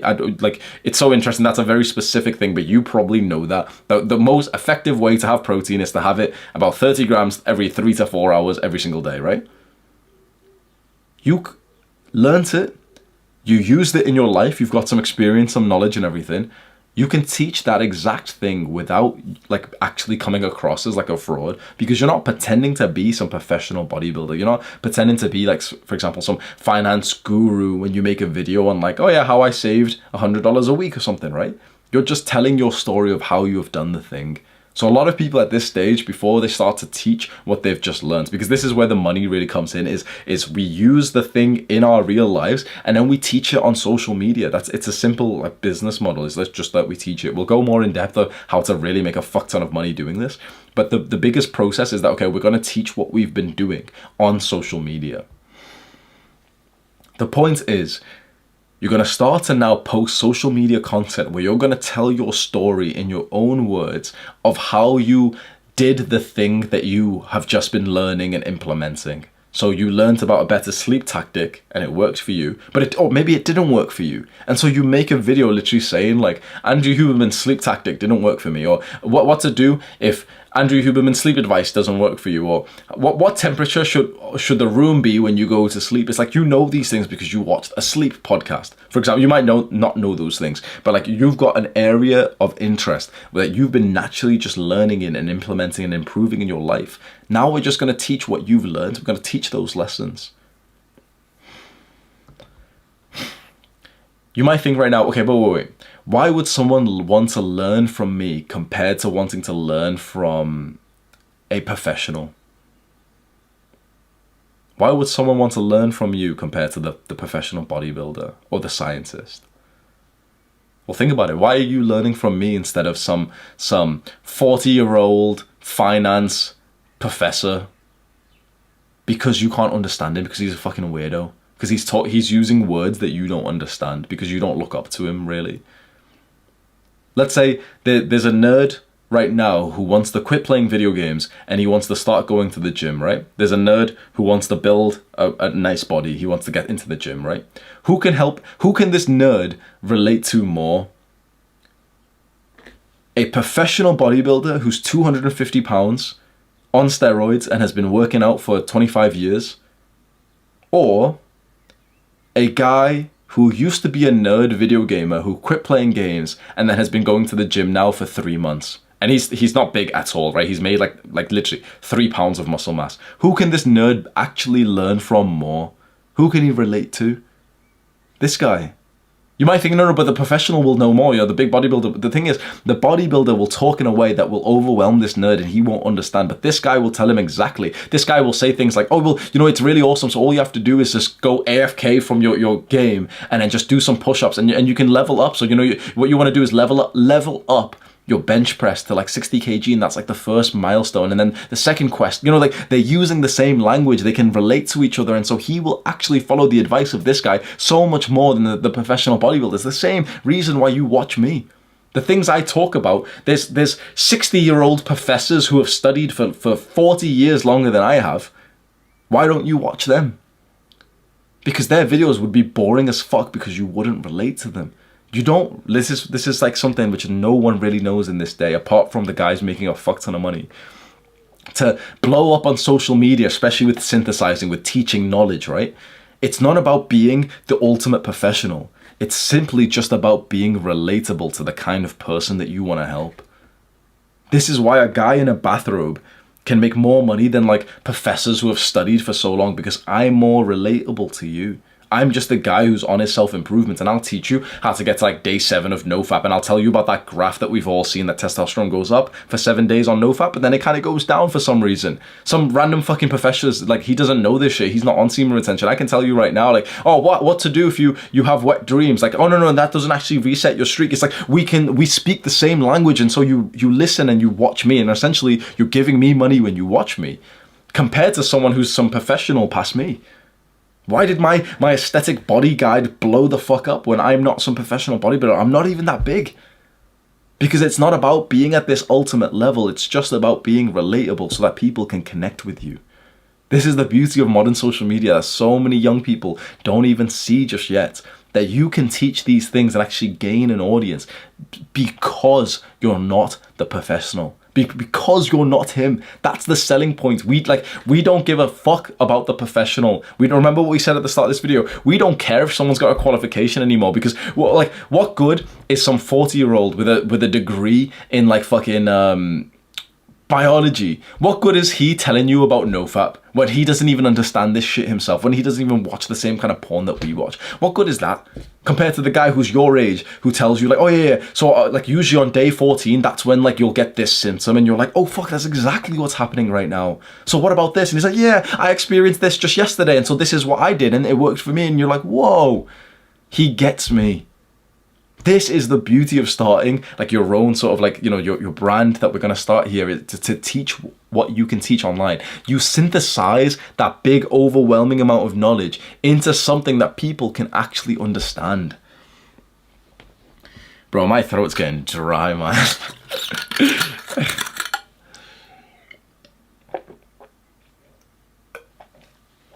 So in this section, what exactly do you do? You simply post content to social media, TikTok, YouTube, Twitter, where you teach the things that you implemented in real life. Just as simple as that. And you might say, okay, wait, which social media platform should I post on? All of them, or which ones? Because TikTok's algorithm's really good to go viral. No. The way to figure out which content, which platform to post to, which website, is simply just, which website do you consume on? For you, most likely it's going to be YouTube, right? Which website do you spend the most time on? YouTube, TikTok, Instagram, Twitter. YouTube, in my opinion, is the best by far because you make money directly on the platform. It's a long form and everything, but you choose, right? Which one do you consume the most on? Most likely it's YouTube. It was YouTube for me. Which one do you watch the most on? That's the one you should post on the most. And you should just think about, don't think about, oh, should I do YouTube Shorts? Should I also do TikToks and stuff? No, don't think about it. Literally just think about the one platform and forget every other platform for now. You don't need to, all these like social media gurus will tell you, yeah, get on as many platforms as possible. No, don't stress yourself out. Literally just choose one platform that you consume on, so it's YouTube, and just start posting every now and then, where you teach the things that you've been using that you've learned in the previous steps. So you make a video where you teach your experience finally getting to day 7 of NoFap, and you just say the story and you give a piece of advice. And if anyone else keeps resetting their streak on day 3 like I was, this is exactly what I did. This was like the thoughts that I had that helped me get past that. Think about how valuable that specific synthesized knowledge is, where you can literally tell someone, oh, if anyone's having that extreme micro problem, it's one that I just went through, and this is what I did to get past it. This is why we need to go and implement and actually have our own experiences first. So the challenge for you then, right here, right now, is the same one that I gave to the guy who was on the call with me, who, he said he wanted to make the book summaries and everything. The challenge for you: upload a video, a piece of content within 24 hours of watching this. One piece of content to that website that you've decided on, where you teach what you've recently just learned within 24 hours. Have a look at the time right now. Within 24 hours, this time tomorrow, you must have one. Very quick, no bullshit. Like straight away in your mind, you're going to be thinking of a bunch of thoughts. This is very important, right? I told you this challenge, and straight in your mind, 3 random excuses popped up. Whatever they are, trust me, don't trust them. This bullshit will hold you back for your entire fucking life. Don't trust it. I promise you right now, if me and you were like sat together and you told me these 3, we'd break them down and realize it was just bullshit to begin with. I guarantee that whatever excuse that you would get to think, wait, I can't post something within 24 hours, I guarantee that it's not actually valid. It's not like a real universal objective truth that you and I and everyone else would say, yeah, fair enough, actually that's a good excuse. It's literally just like, it's like your own weak part of your brain that's just testing you and throwing it out like, oh no, but you can't because you're not good enough for that yet, and you're going to be kind of busy and you don't have a professional camera. See, you can destroy those thoughts yourself, can't you? I don't need to be that good because all I'm going to do is teach what I've already learned, and I'm good enough to teach what I've learned because I've done it myself. I'm not actually that busy because it takes like 5 minutes to record a video, no problem. I don't need a professional camera because I'll literally just use my phone front camera because it's okay for it to be like my first videos just on my phone front camera. Hamza has a second channel, YouTube channel himself, which has got 300k subs, and he literally just uses his front camera, so I don't think it really matters anyway. Whatever thoughts that you're getting in your mind right now before you take this challenge, understand that they are not on your side. That is like the Jeffrey devil part of your brain that has held you back, and when you listen to that part of your brain, you will stay in mediocrity and complacency. Don't listen to it. Within 24 hours from now, you will upload the first piece of content. Make that promise to yourself right now, and then keep telling yourself, okay, within 1 week from now, I will post the next one. Within 1 week, max. And then every week, for years, just post one video to the platform that you've chose. For YouTube, for example, upload one video where you teach what you've just learned every single Monday at 5 p.m. Simple as that. Literally just follow this one thing for 2 years and you will genuinely become successful. If you want one simple thing to follow, upload one YouTube video to YouTube every Monday at 5 p.m. for 2 years. By that time, you'll have at least 10,000 subscribers and you can leave your full-time job. You'll be making at least $1,000 a month online. At least, probably a little bit more. Destroy these fears that you have inside of you. Now, you need this process to be enjoyable. So right now what we're saying is for you to teach what you've just learned, to record a video, and you don't need to overthink any of this, right? You're probably thinking, wait, what do I even talk about? Well, how do I structure my videos? What's the intro going to be? What's my channel name going to be? None of these things you'll naturally just find out, but you don't need to be overthinking. Please don't say to yourself oh yeah, but I'll do this challenge, but not right now because I don't really know what to call my channel or any bullshit like that, right? So don't have anything stop you. The main thing is literally just upload a video where you just say, it can be a shit video, by the way, because you're, honestly, you're going to be shit on camera right now. It's fine. I was shit on camera till I recorded 100 videos anyway. Everyone is. This is imagine your son in the future, You bring him to like the football pitch. You want to see, like, you know, you want to get him into sports. And before he stands on the football pitch, he says like, no, daddy, I don't want to play because I'm not going to be good. I don't want to go to practice because I'm not good. What would you say to your son who said, I don't want to practice because I'm not good? You'd say to him, son, we practice because we're not good. We practice to get good. We can't expect to be good without practicing. So why not just say this to yourself when you have this fear of like, oh, but like, I can't make these YouTube videos because it's not going to be good. It's practice. You can only be good with practice. Your first 100 videos should just be seen as practice anyway. And to not be scared of, oh, but it's going to be a bit embarrassing. Who gives a fuck, bro? You seen how many people watch my videos, and I sometimes I had a piece of dust go into my nose midway through the fucking video, and I just left it in for you, bro. I was so close to sneezing. Like, who gives a fuck? And guess what? You know, there's actually some value. Like, we'll talk about this in the next section. There's value in not being perfect because people can relate to you more. So whatever's holding you back right now, you know, oh, what's my niche? What should I focus on? What should the channel name be? All of these things are micro. Just literally just practice. Get your phone out, get the front camera, and just teach. And it'll feel awkward, but just teach and just say like, so I've been trying to eat more protein, and I always struggled, but then I found a way to do it. So I watched this video from this other YouTuber, and he said to do this. And so I tried this, but it didn't really work. But then I tried it like this, and I had this idea, and I did this, and it worked. So I don't know if that's like valuable. I don't know if anyone's really watching me, but yeah, if that really helps you, then yeah, nice. Or maybe I'll see you for the next video. Like, you can literally upload a video like that, and you'll get no views. Of course you will, but that's a bit of practice. And then you can come back the next week and record a video that's slightly better. And if you do that for 100 weeks, if you do that for 100 videos, you're gonna literally be like a YouTuber by then, or a TikToker, or you know, famous on Twitter or some shit. You simply need to just teach what you have learned and implemented yourself. Now, if you are actually asking, you know, what niche or what topic should I actually choose? Niche, you know, if you've heard this topic before, niche, what should I niche do? What should I niche? Niche used to be important. It used to be important, but it's not really anymore. In the new modern day, we understand that the niche is actually just you. The best YouTubers these days, they don't just stick into one niche of like, yeah, I make science-based, like, you know, fitness YouTube videos or anything. They don't just stick on like this one thing. What really the best YouTubers are doing, the ones who are growing a lot, the ones who aren't complacent, they are literally just allowing their own passions and interests and then making videos that reflect that. So like my niche, if you want to say it, is kind of like self-improvement, but that's not really a niche because that there's like fucking self-improvement is like literally the niche, the topic of like 20 different topics of sleep, of fitness, of nutrition, of dating, of everything, right? So it's like, how is my niche and the niche of everything? That's unfair, right? But it's just because it's my interest to improve all areas of my life. So when you click on a Hamza video, you know it's going to be about improving your life, and that's kind of the niche. But that's massive. That's a huge niche because inside of this is fitness, it's relationships, it's friendships and family and philosophy and all this shit, right? So what you realize is that we shouldn't stick to like, yeah, I just make fitness videos about weightlifting. Don't think that. Don't think to yourself like, oh, I just make videos about this one particular topic. Think to yourself, okay, make videos about what you're interested in.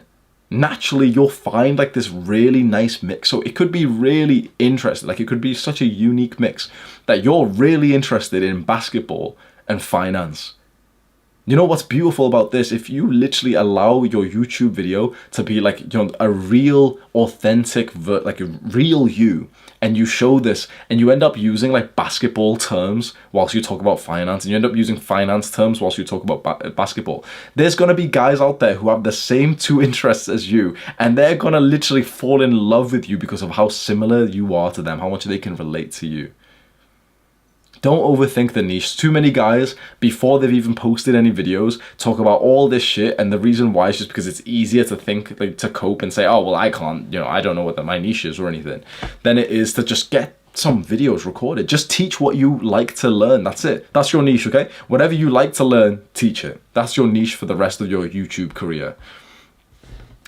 So my niche, I can say, is literally just like, it's Hamza's interests. I make videos on money, on relationships, you know, all over. I've never just once kept myself to like, yeah, I make videos on fitness. Because it would just be boring. It would be quite restrictive. Soon you'd be interested in this other thing and you'd feel like, oh, no, I can't because my audience only cares about fitness. No, fuck that. The new, like, great way to grow your YouTube channel to teach is to teach what you're interested in. Because remember your shit teachers inside of school. Your teachers and my teachers, they weren't interested in what they had to teach. Remember, they like how it would have worked in school curriculums. It's like, some governing body tells the teacher what to teach, right? So oftentimes our teachers came into class, they weren't even enthusiastic about what they were teaching. And you can remember those teachers because they didn't ever actually teach like a good lesson. They weren't passionate. You don't want to learn from a teacher who's like literally teaching something that he doesn't really right now care about. The beauty of something like teaching online and exactly what we're doing is whatever you currently care about, you teach it. This morning I felt like talking about money, so I'm teaching it. Tomorrow I'll be talking about how plastics lower our sperm count, which is so different from what we're talking about today. So you will post your lesson, your video, your content within 24 hours from this, okay? If you really want it to make some progress with this, within 24 hours, no bullshit, no limiting beliefs, literally just post one piece of like shit content and then start to do that consistently once, 2, 3 times a week, every week, just post something and naturally you'll get better over time. With quantity, with reps is how you get better. Always remember, what would we say to our son who like said like, oh, but I don't want to go to practice. I don't want to practice because I'm not good enough. This is why we're practicing. So the goal of this section was to convince you that within 24 hours you should post and you should consistently keep posting and just keep teaching online. If you're convinced of that, awesome, let's move on to the next section. If you're not, just rewatch this entire section that we've just covered on teaching. Just rewatch it normal speed and just let me convince you a little bit further. For the next session then, we're going to talk now. This is really important. This is where most people stop. Most people will just kind of upload a couple of videos where they try talking about self-improvement, but then they never actually take it the one step further is because they stay in the teacher mode instead of the brand. So now it's all about changing what we've just set up here, this YouTube channel, this TikTok page or something. Instead of just like normal YouTube channel, we're going to change this to a long-term personal brand. This is where the money really starts to come in. Excuse me 1 second whilst I parch my throat. You don't realize how hard recording these videos are, bro. There's no editing, there's no takes or anything. Like there was a time when my camera battery died. Like I talk so long, my battery dies twice. It's about to die again. I also have a call in a few minutes, so I think I'll hop off and then I'll record the rest of this video for you as well. I hope you're finding really good value in this, man. The reason why I'm recording videos like this is because going through my own journey, I really wish that someone who, had the level of success that I wanted, for example, just fucking recorded a video for hours of just telling me everything that he could so I could just listen to it and really listen, instead of, those clickbait videos of like, oh, here's a 5 video on the top 5 money-making methods. All I want is successful people, intelligent people to make videos like this, which there's no editing, and they literally just dive specific into this one really, this one thing so that I could benefit from it. Every time, like, someone I look up to has just gotten onto like a new podcast and they just speak for 2 hours, I'm like, oh man, this is so valuable. I'm getting so many good ideas. So I hope this is doing the same thing for you. What we'll do is I'm going to take a quick break because my throat is parched. I've got a call with my Adonis Academy boys in 5 minutes. We're just going to have like a cup of coffee together and then I'll be back. I'll record. So in like the next scene, there's probably like the lighting will probably look a bit different or something. In a bit, bro. Mwah. The goal of this section is to show you that creating a brand instead of just a basic YouTube channel or TikTok audience or anything is so much better for the long term. So there's a difference between a normal YouTube channel and a personal brand, and we definitely want to go down this route instead. So how it works is most people, when they start, they think about simply just the videos that they'll record and the topic that they'll make videos on. So right now you might be hyped and thinking, yeah, I'll make videos on fitness and that's how people will find me, is that they will want to see videos on fitness. The new way now that people are becoming ultra successful using this business that we're talking about, this like social media synthesizer, is not by prioritizing like the topic that we're gonna teach, but rather the brand of like literally your personality. These days, someone doesn't watch my video really because, you know, it's a self-improvement channel. They watch it because of me. Like, the brand, the business is literally me. Does that make sense? Like, Andrew Huberman, sure, like, we like the things that he teaches us, but we watch because it's him. Now, when you get like the really good knowledge from someone and also you like their personality, that's the best kind of personal brand. The issue for a lot of people, and this is what, like, you know, people who are kind of new to this space, like for example, my dad has a YouTube channel and he does this wrong. They only think about making like just the basic channel with, like, you know, the random videos they can think of, and they don't show themselves in it. They're like the faceless YouTube channel where like they're hoping to attract people because of the topic of the video. So this is like, you know, you'll make a video like how to do push-ups, and you're hoping that people will watch the video because they want to learn how to do push-ups. But when you think this way long term, you won't get very successful. Instead, what you need to do is just, like, you know, we'll go through all of what I can teach you here, but just keep in mind that what we want to do is present ourselves that people are coming to watch our videos for us, not entirely, not even mostly for the content, you know, the topic that we're making videos on, but for us.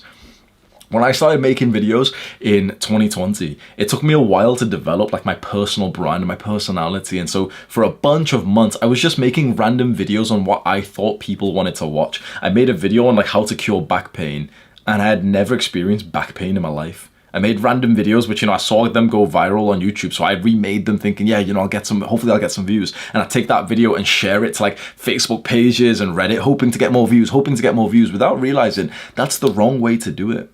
You don't think about views to begin with. You think simply about developing an attractive personal brand that people actually want to get like emotionally invested into. So a personal brand, I hope you can understand this. What we want is a personal brand instead of just a normal basic YouTube channel. And a personal brand is when you, yourself, your personality, who you are, is the business. People come to watch you because of you. Not like they're kind of interested in the things that you talk about, but mostly they care about you. There's other people that you could watch for like self-improvement and, you know, the videos that I make. But most likely you come because it's like a nice merge of like, you maybe like me, you like learning from me, but you also, it's kind of nice that I'm talking about the things that you're interested in. But you can see that my interests move around, right?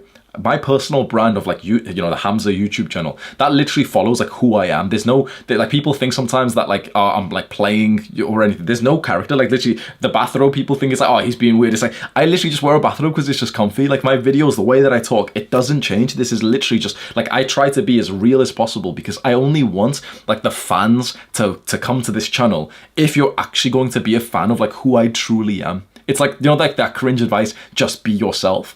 That's literally 10 out of 10 advice when it comes to like uploading online.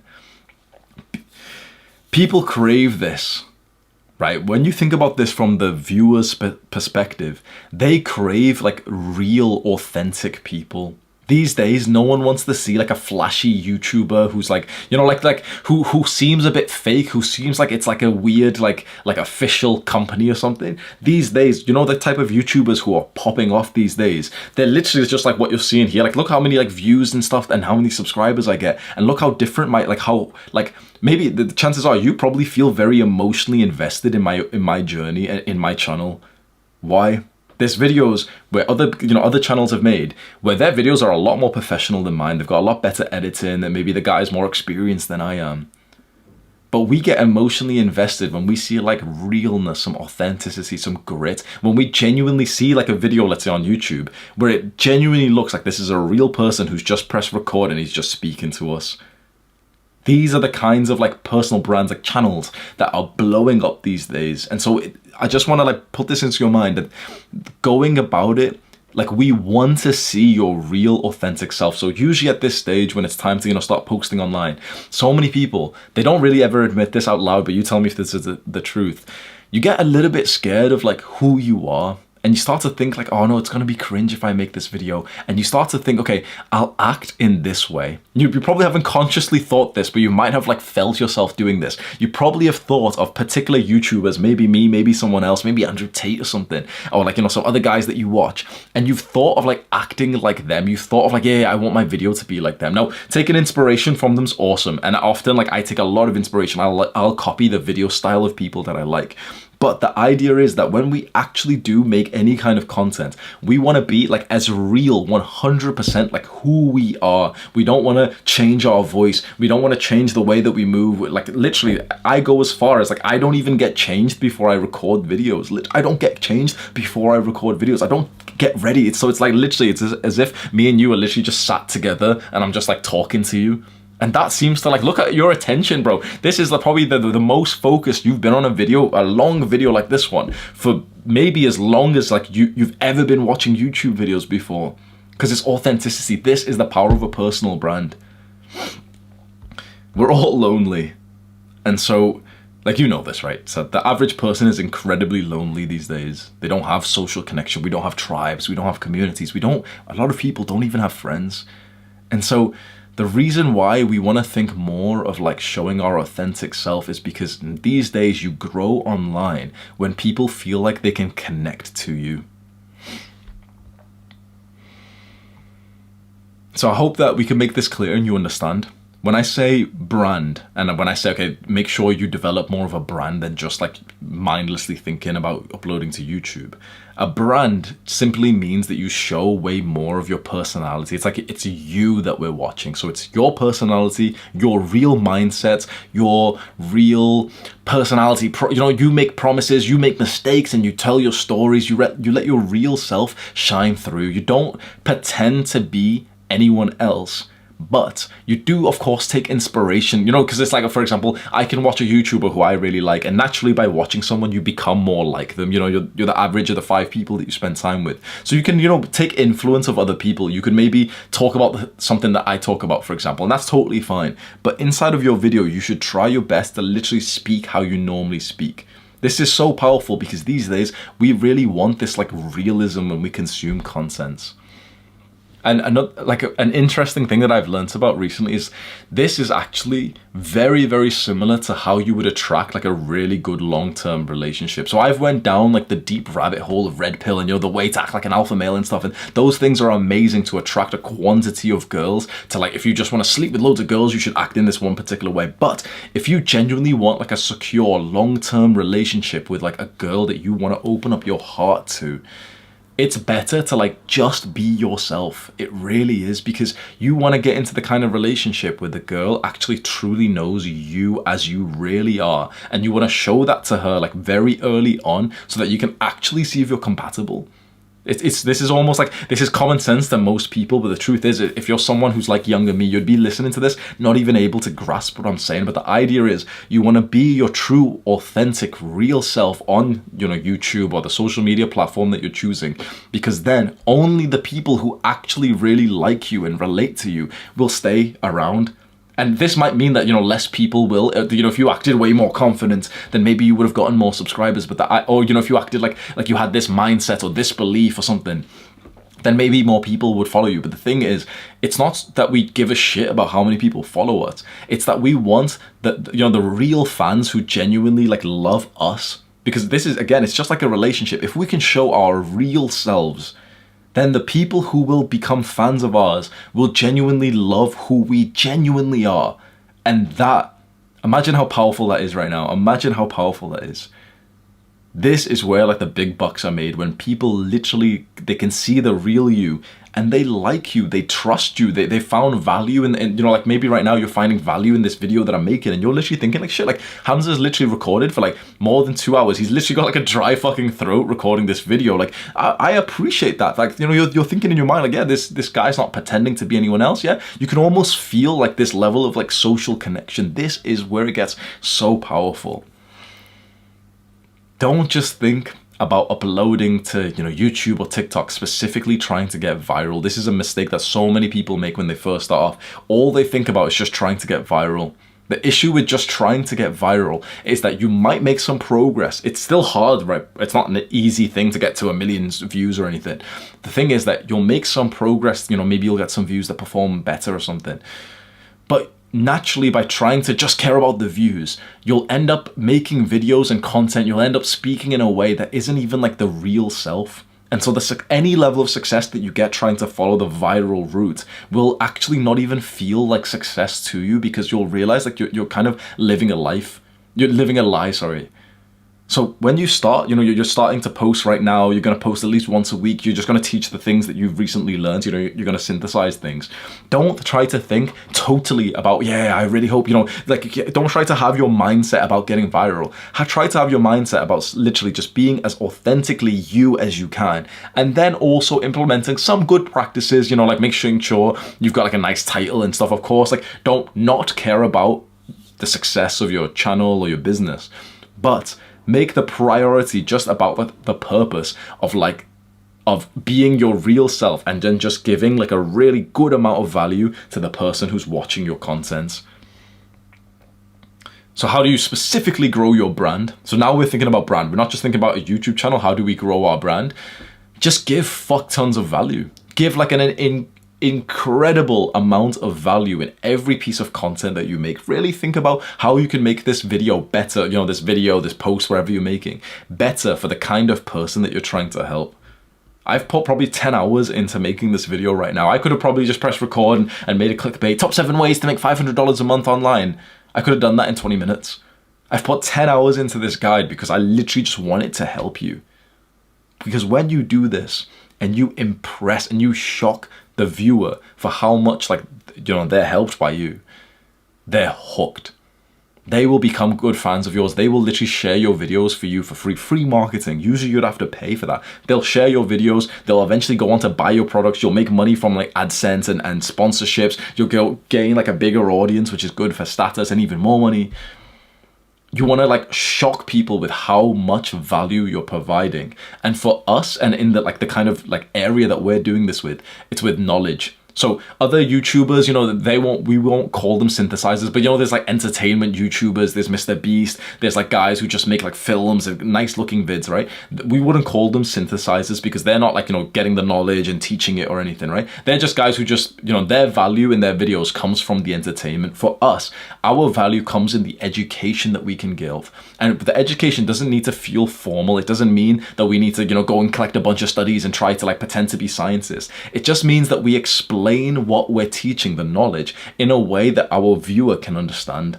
Notice that I've not brought up any studies in this video. Notice that in all of my videos, I don't bring up studies or anything like that. I just speak like my best in a way that I think that you can understand. And I also spend like quite a long time like kind of structuring my video and really thinking about good arguments to bring up. I spend extra time to think, okay, what like limiting belief could the viewer have? Okay, I'll think about that, and then I'll say it to him as well. You want to show the most of your personality that you can in this content. So this is one thing you can research if you really want to see what is interesting, how to grow a brand.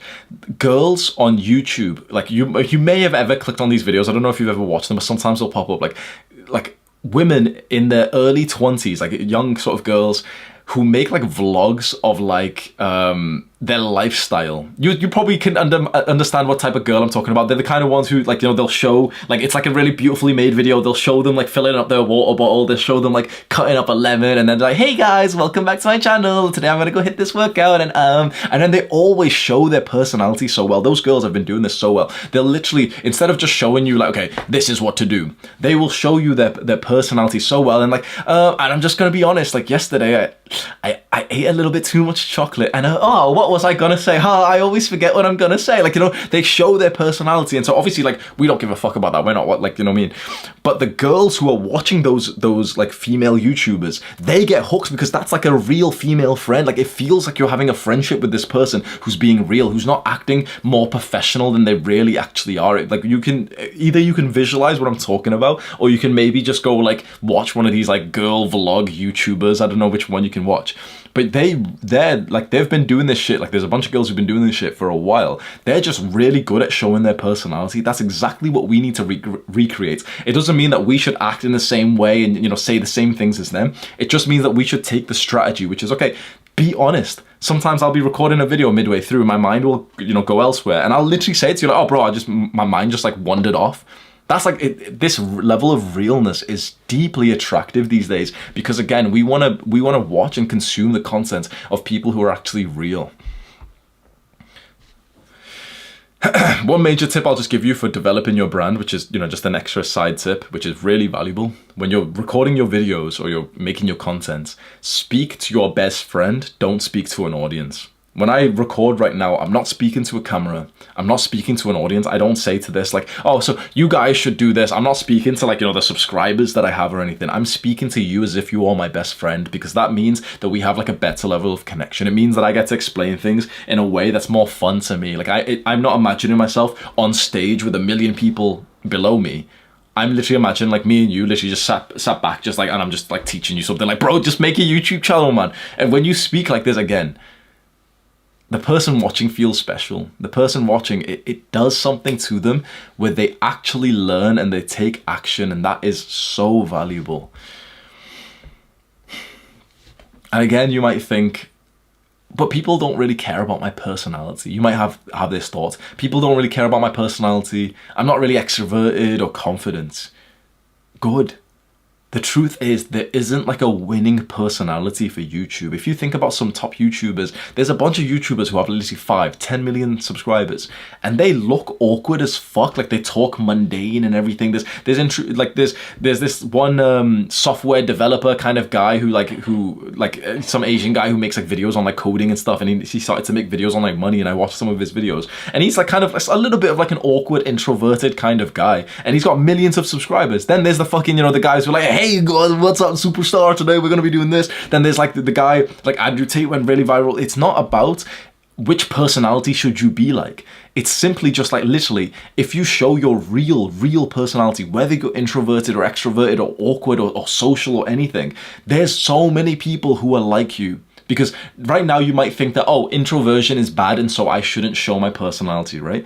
But you would agree, hopefully you don't have this ego, hopefully you would agree, there's lots of people who have a kind of a similar personality to you, kind of like the same level of like awkwardness, the same level of confidence, right? There's probably millions. There's probably 100 million people out there, probably like, honestly, we're not that different from each other. There's probably like 500 million people who are kind of similar to you on the world. Honestly, like our personality, the way that we talk, right?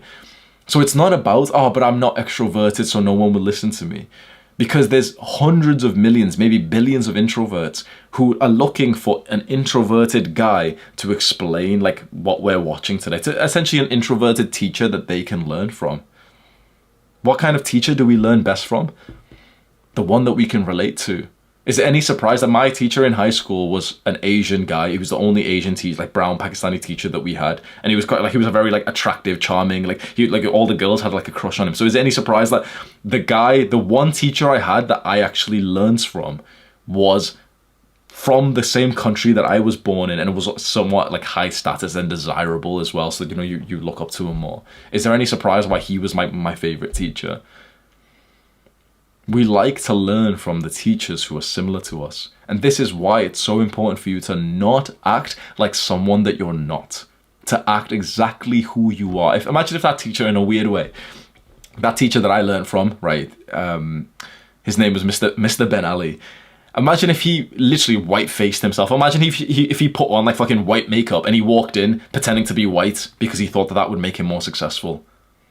I know that this seems crazy, racist or whatever, but just imagine if he suddenly was white. I wouldn't have related to him as much, and I wouldn't have been like as good of a student. So there's value in being exactly who you are, even though the trait that you have that seems a bit undesirable is holding you back. If you're introverted, that's completely fine, because the way that you talk in these videos where you're going to try and be your real self, the way that you're going to try and teach people, there's going to be people exactly like you who need to learn from someone like you, because you have synthesized this. You have taken that knowledge from the top. You've learned from these studies, these books and everything. And then you're going to teach it in a way that you understand and that people like you will understand. Now, you're kind of similar to me that in the fact that you can learn the way that I'm teaching. But if I was like, some like clean shirt motherfucker and I wore a suit and I told you formally, okay, if I spoke in a different way, chances are you probably wouldn't have related to me. So imagine if I had the same thought as you, like, oh no, but I'm not like as clean and as professional as like some other guys are, and so I shouldn't make my videos. Imagine if I thought that. If I thought that and I told you like, oh bro, I might start making YouTube videos because I'm not really that like clean or professional. You'd say, no, but it doesn't matter because like, I kind of like the fact that, you know, like me, like you're probably like somewhat, maybe I've never thought this consciously, but you probably like the fact that I'm kind of like in some ways like rough and authentic and you're like gritty around the edges. Like I'm not trying to be some sophisticated motherfucker. I wear a fucking bathrobe for my videos, right? You probably like that. But imagine if I said to you like, oh, but I'm not really professional. Well, it's the exact same thing that if you said to me like, oh, but I'm not going to make videos because, you know, I'm an introvert. I'm not really confident. It's like, good, that's the point, because there's people who are like you who will relate to you.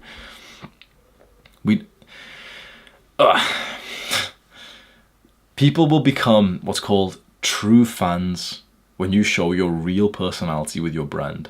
So there is a concept called 1,000 true fans. This is like an article that I'll just teach you about. It's called 1,000 true fans. And the idea, this mindset is when we're trying to do really well on with what we're doing here with synthesizing, with growing on a YouTube channel, we're not actually trying to get to like 1 million subscribers. I know you think you are, but here's a different mindset. What we actually need is 1,000 true fans who really, really, really love us. They're the people who genuinely, they will just do whatever we say because they genuinely just believe us. I've probably got maybe more than 1,000 true fans, right? I'd reckon probably 1 million subscribers probably gets you like 1,000 true fans, roughly, right? Maybe, but like it depends I don't even know if that's worth the conversion or not. But just the idea is, don't think about the mass viral market. Don't think about getting to 1 million subscribers. Don't think about, you know, this video getting to 1 million views. Think about your 1,000 true fans. Your true fan is the person who literally sees the real you and he thinks you're fucking awesome. Your true fan is someone who, if you ended up releasing a product, or we're going to talk about how to monetize, he would literally think, oh fuck, he's selling something finally. Oh, how much is it? Yeah, fuck it. Yeah, I'm going to buy it. I'm going to buy it. Your true fan is someone who every video you make, pretty much every video they're watching, they're always leaving support. We should structure our entire business around our true fans, not around the haters, not around the viral faceless millions who might watch our video if it pops up. We shouldn't think about, oh, you know what, how do I get to 1 million subscribers? Because they're like faceless. You know, 1 million people who shallowly care about you isn't actually that great. What you want is like 1,000 motherfuckers who love you and they buy anything that you release and they'll support you and they'll come and meet you in person. That if you ever had some problems, you could literally post about it online and these people would literally help you. That's what you want to develop. And so the idea is with our brand that we act as authentic as we can, you know, when we're teaching our videos. But we then really only focus on the 1,000 true fans that we aim to develop. We make all decisions based on the true fan who really loves us. When we decide to make a product, we make the product for this true fan who we can imagine loves us, and we make it sick for him. And we think, okay, what would his response be for this product that I'm about to sell? Which we're going to literally talk about monetization in a second. How would he react to this? What would he want? How much money can he spend? What value would he get from this? When you're making a video, you'd be thinking to yourself, okay, what does my true fan want me to talk about? When you think like this, you end up making such a wholesome personal brand that will stay around for years longer than the people who only think of the shallow level of like, yeah, I hope my channel goes viral soon. Because when you're chasing virality, you're losing authenticity, you're losing connection. To make this money that we're about to talk about, we're going to make 10K a month literally in the next step. To make that, you don't do it through getting viral. Everyone used to think that the way to make money on social media was to get viral. People still think that, right? I'm telling you right now, as someone who's somewhat viral, I'm telling you right now, it's not. I would have to explain for a long time, but like, trust me, getting viral doesn't actually make you a good amount of money as you thought it did. Because, for example, you can almost imagine this. There's a lot of like idiots who have went viral and they're all still broke anyway.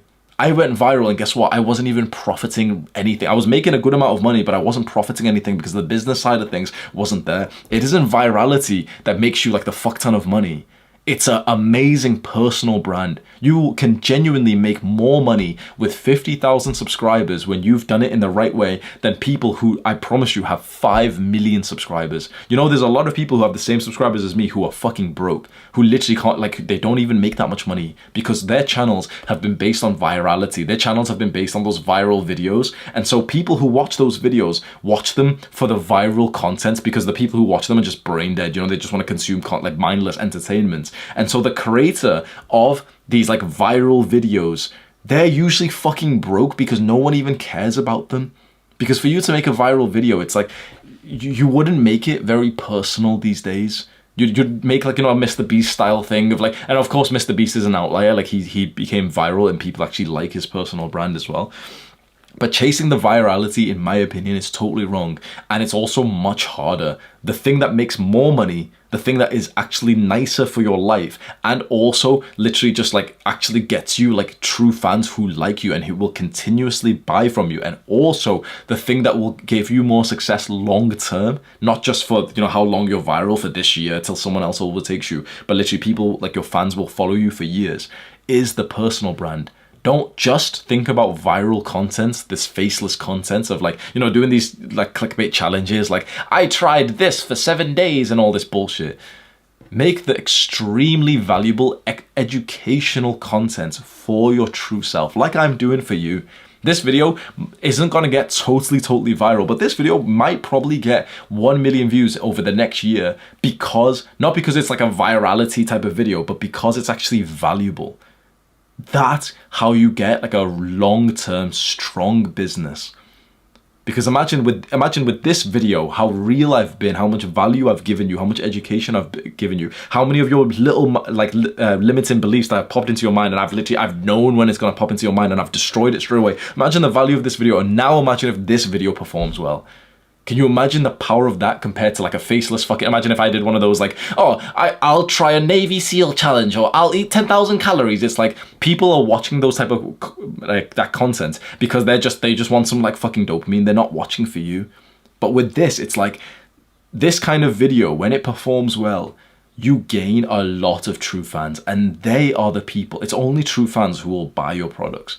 The real money in social media, I promise you, please try to believe me, it's not made through the virality. It's not made through the followers, the subscribers, the sponsors. It's not. The real money is made through getting more true fans, making your true fans love you, and then making a really good, exceptional product to sell to them. You could save years of this journey. I hope you can just believe me. The real money is not made when you chase virality. It's made when you develop your true fans and then you just make an awesome product to sell to them. You make the product. As someone who already had above 1 million subscribers chasing virality, I'm telling you, it's not as profitable as you think. As soon as I made a good product and I started to just focus on my true fans, I tripled how much money I make. Please, like, save yourself the fucking year that I had to learn this lesson myself. Focus on your true fans. Focus on literally thinking, okay, who is the kind of viewer who genuinely loves you? Not your YouTube persona, not how you're pretending to be, but like you as a person. Probably other people around the world who are kind of similar to you, who've got similar goals, who've got a similar personality. And as soon as you start to show yourself online, they'll find you and they'll think like, wow, this guy's so similar to me. And wow, he's saying something that's really valuable.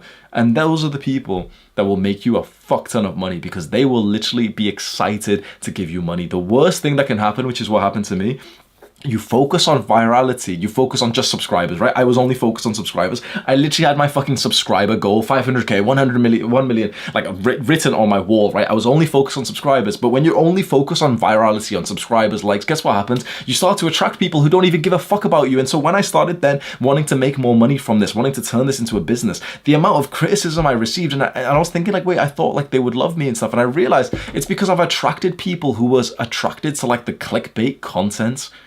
They didn't like me. You don't want an audience of people who don't really like you, of people who don't want to buy your products, and of people you don't really like.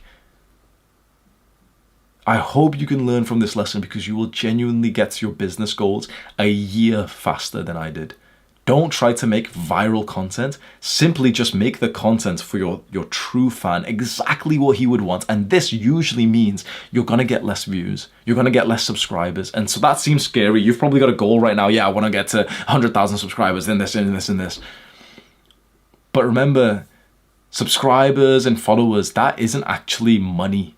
That isn't actually like real business success. There's a lot of people with 500k, 100k, 1 million who are broke, who literally still don't even make good money. There's a lot of people like that. You don't want it, like there's a lot of channels that have got 1 million subs and they get like 10k views. Subscribers are not cash. Each subscriber is not like $1 or anything. Trust me, it's like you need to build the business around this anyway, which we're about to do, but just make sure you're growing with the audience who genuinely actually like your authentic, real self. That any thoughts that you get, you'd be able to express it, and you will express it. Does this make sense?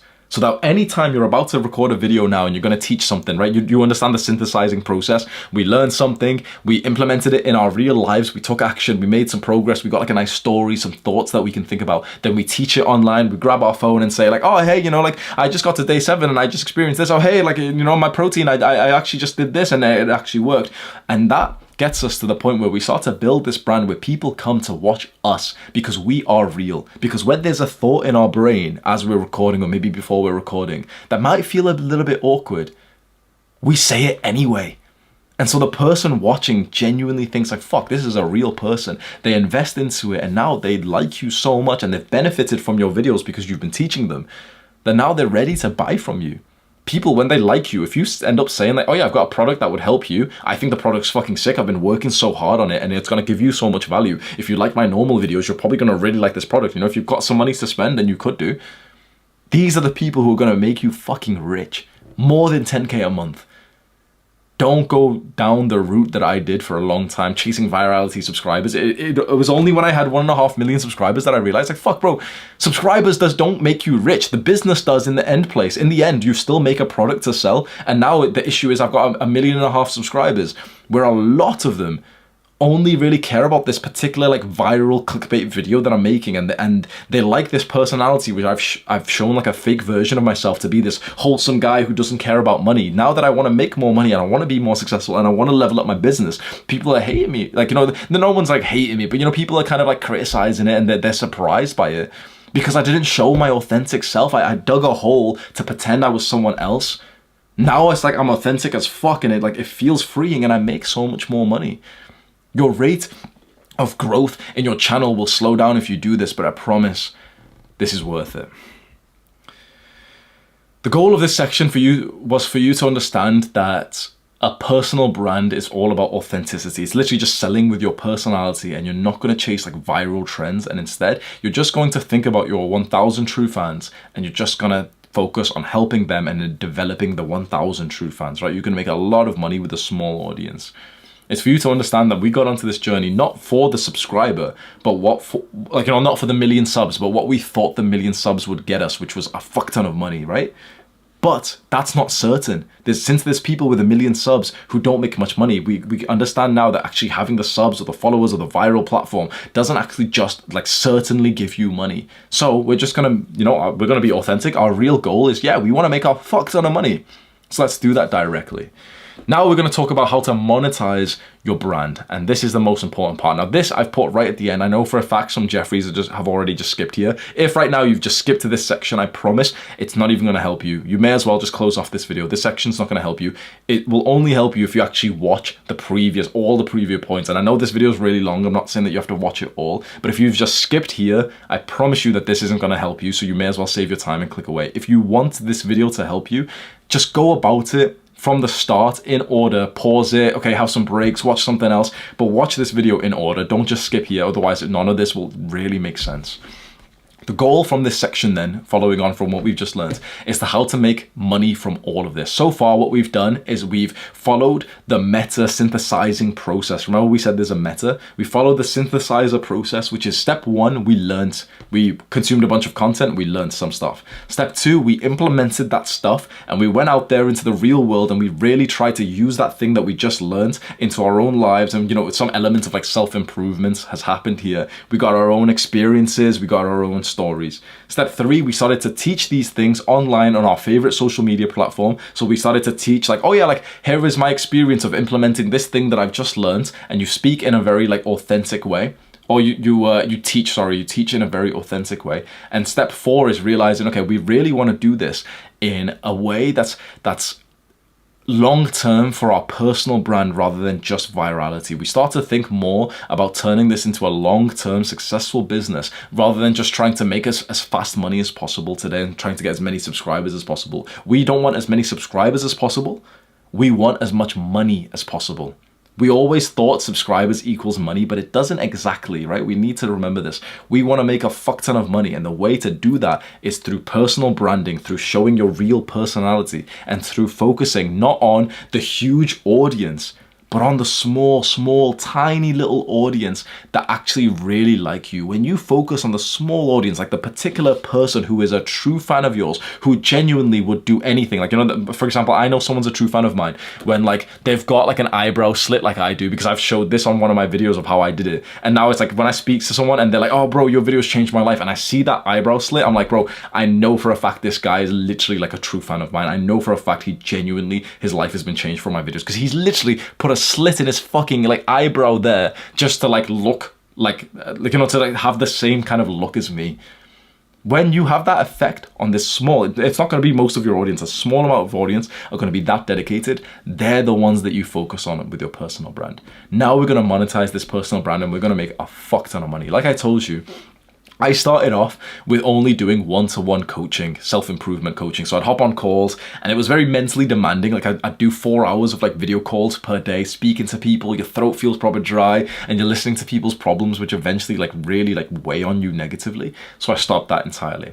Then I made an online course, and this is what most people would really recommend these days, and it's somewhat what I would recommend. You make an online course where you, essentially it's almost like a playlist of videos that you make and you package up and you sell it really nicely and you price it really high, like $200, $500, and it's just passive and it just sells. That was like level 2, and that's pretty good. That got me really far. But I've realized now what literally the single best thing, and I'm honestly not gonna lie to you, when I was scripting this video, I stopped here and I was like, wait, do I actually want to tell like the viewer this? Because this is going to create competition for me, because this literally genuinely is the single greatest thing that you can sell. And if a lot more people start selling it, like I'll probably make less money, but I want to give you like the fuck ton of value that I wish someone gave me years ago. The single best thing that you can sell, level 3, the single, like literally the meta of the thing that you can sell right now is a paid private community. A paid private community. People used to do this previously with just like Discord servers. So you saw Andrew Tate's Hustlers University was literally just a Discord server, $50 a month, and he was making millions from it. We're not going to do it on Discord because that's got like a bad rap. It's like this thing of like, you know, people will pay for your thing, they'll join. It's just a fucking Discord server. It's just cringe. It's like Discord servers should be for free. So we're not going to do it on Discord. We're going to do it on this other website, which looks a lot more professional. And I'm going to teach you literally exactly what you should like market, what you should give in this community to make it worthwhile, how much you should charge, everything like that.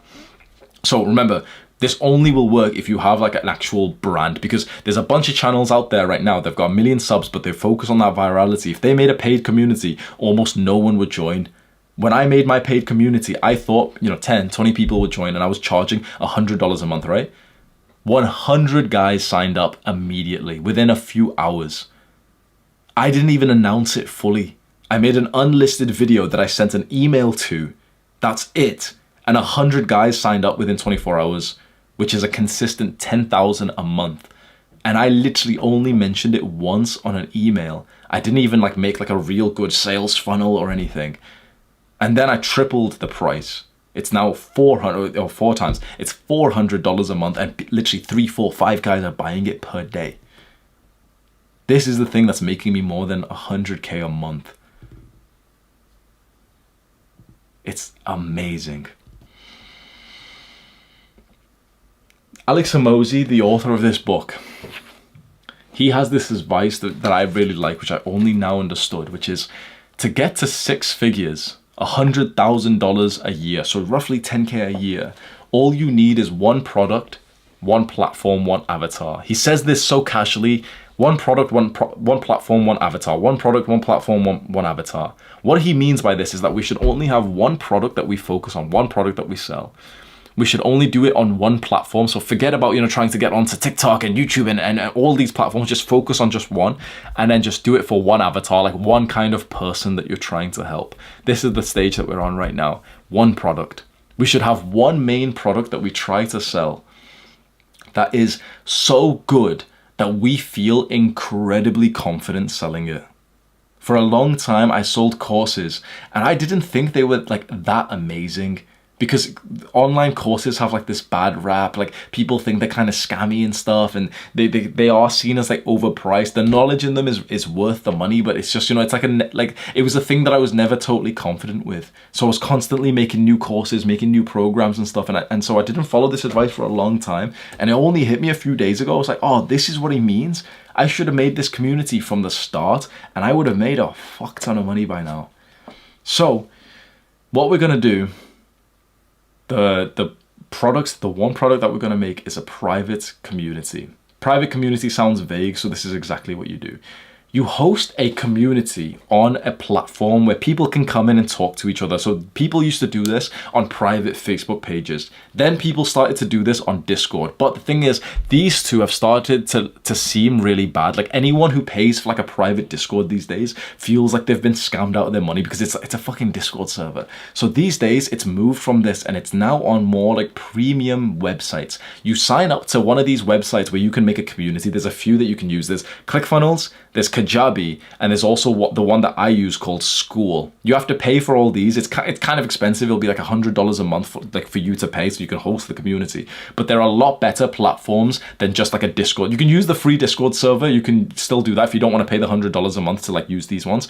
If you do want to use School, I'll link, like they gave me an affiliate link. I'll use that. I'm not saying it, but like my platform's literally on there. Like you can go have a look at my platform. Like my community's literally on there. So I'm not saying this just because I want some money, but they gave me the affiliate link and I was like, yeah, fuck it, I'm gonna post the affiliate link. If you want to use the same platform that I do, which I highly recommend. I've not used Kajabi or ClickFunnels for the community thing. I've used them for selling products and stuff, but for the community platform, I personally use School because I like the owner of it. The owner is a guy that I've mentioned a bunch of times on YouTube called Sam Ovens, and he's like this entrepreneur that's very successful, and he sold all of his businesses to go all in on School. And so when I saw that, having watched his YouTube videos, Sam Ovens, I thought, bro, if he's going all in on School, so am I. Like his YouTube videos have really helped me. Then I ended up getting on a call with him and he's literally asking me for advice on like how we can make this better for me. So I'm thinking, fuck, bro, this guy, like he's gonna make this into a sick platform. So it's the first time I'm ever thinking about like a company where I'm thinking like, yeah, like I actually want to help them succeed.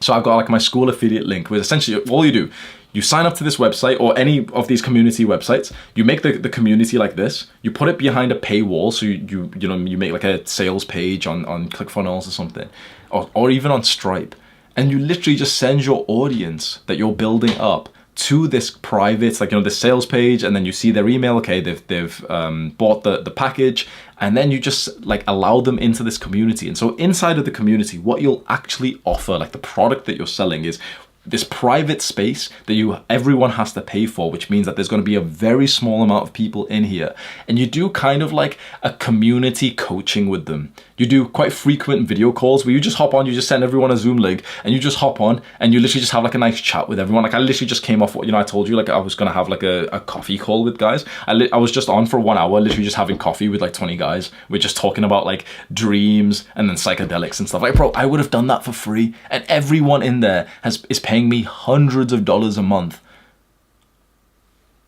and I had fun. It literally was like I had a smile on my face through the call. Imagine that. Imagine literally having a group of people to like drink coffee with on a video call and just like talk about stuff, right? You'd probably do that for free, right? You'd probably do it for fun. People, because they are your true fans, they will pay you to organize this, because not only do they want to get like extra close to you, but they also know that you will gather like a community of people who are like each other. Suddenly, like people in my community have made friends. We've went on we've literally climbed mountains together. Imagine how life-changing that is. So this is what you do inside of this community. You just do a bunch of like video calls, you message people, you just get close to them as if it's like your own social media. And then you organize some like in-person events. You literally say like, oh boys, there's this mountain, like, is anyone else in my country? There's a mountain we could hike up, like let's organize it. And then there'll be like 4 people who'll be like, oh yeah, like I'll travel down for it. So 17 guys came to hike with me. I was gonna do that for free. Think about that, and you're getting paid a ridiculous amount. So inside of this community, I know it sounds still a little bit vague, but the idea is you make this community, You get some people in who are your true fans, and you literally just keep asking them, okay, what more value can I give you? Let's hop on some calls, let's message them, show them some videos that you're watching, literally just be close to them. And this becomes like your hub. Like, this is where you spend a few hours a day of your time, just because it's people who you actually like because they're similar to you, they're your true fans. And two, because you're getting paid a fuck ton of money, and I won't tell you exactly what to do. So, I do a call every Monday, Wednesday, Friday or something. What I would say for you is literally just set up the community, set up the payment and stuff, send people over there, and then as people join, start to ask them, okay, like, what feedback should we have? What extra things should we do? Do you want to have calls every day for an hour? Do you want to have 2 calls a week? Do you want to have 1 call a week? You ask the early people who join, and they're essentially just giving you like feedback to make it sick. So as soon as like the first 50 guys, 100 guys came, I started to have calls with them. I started to ask them questions and ask them, okay, should we do this for this group that we have? Should we do this? Should we do this? And they're just telling me exactly what they want. How much should you price this private community at? I really think that you should make it a monthly subscription. Because the reason why, just for me, is because with something like this, I actually really psychologically liked the idea of everyone paying monthly, so that I kind of had this feeling of like, okay, like they've paid for this month, but they'll only continue their subscription if it's really, really good. So I kept it as a monthly subscription fee,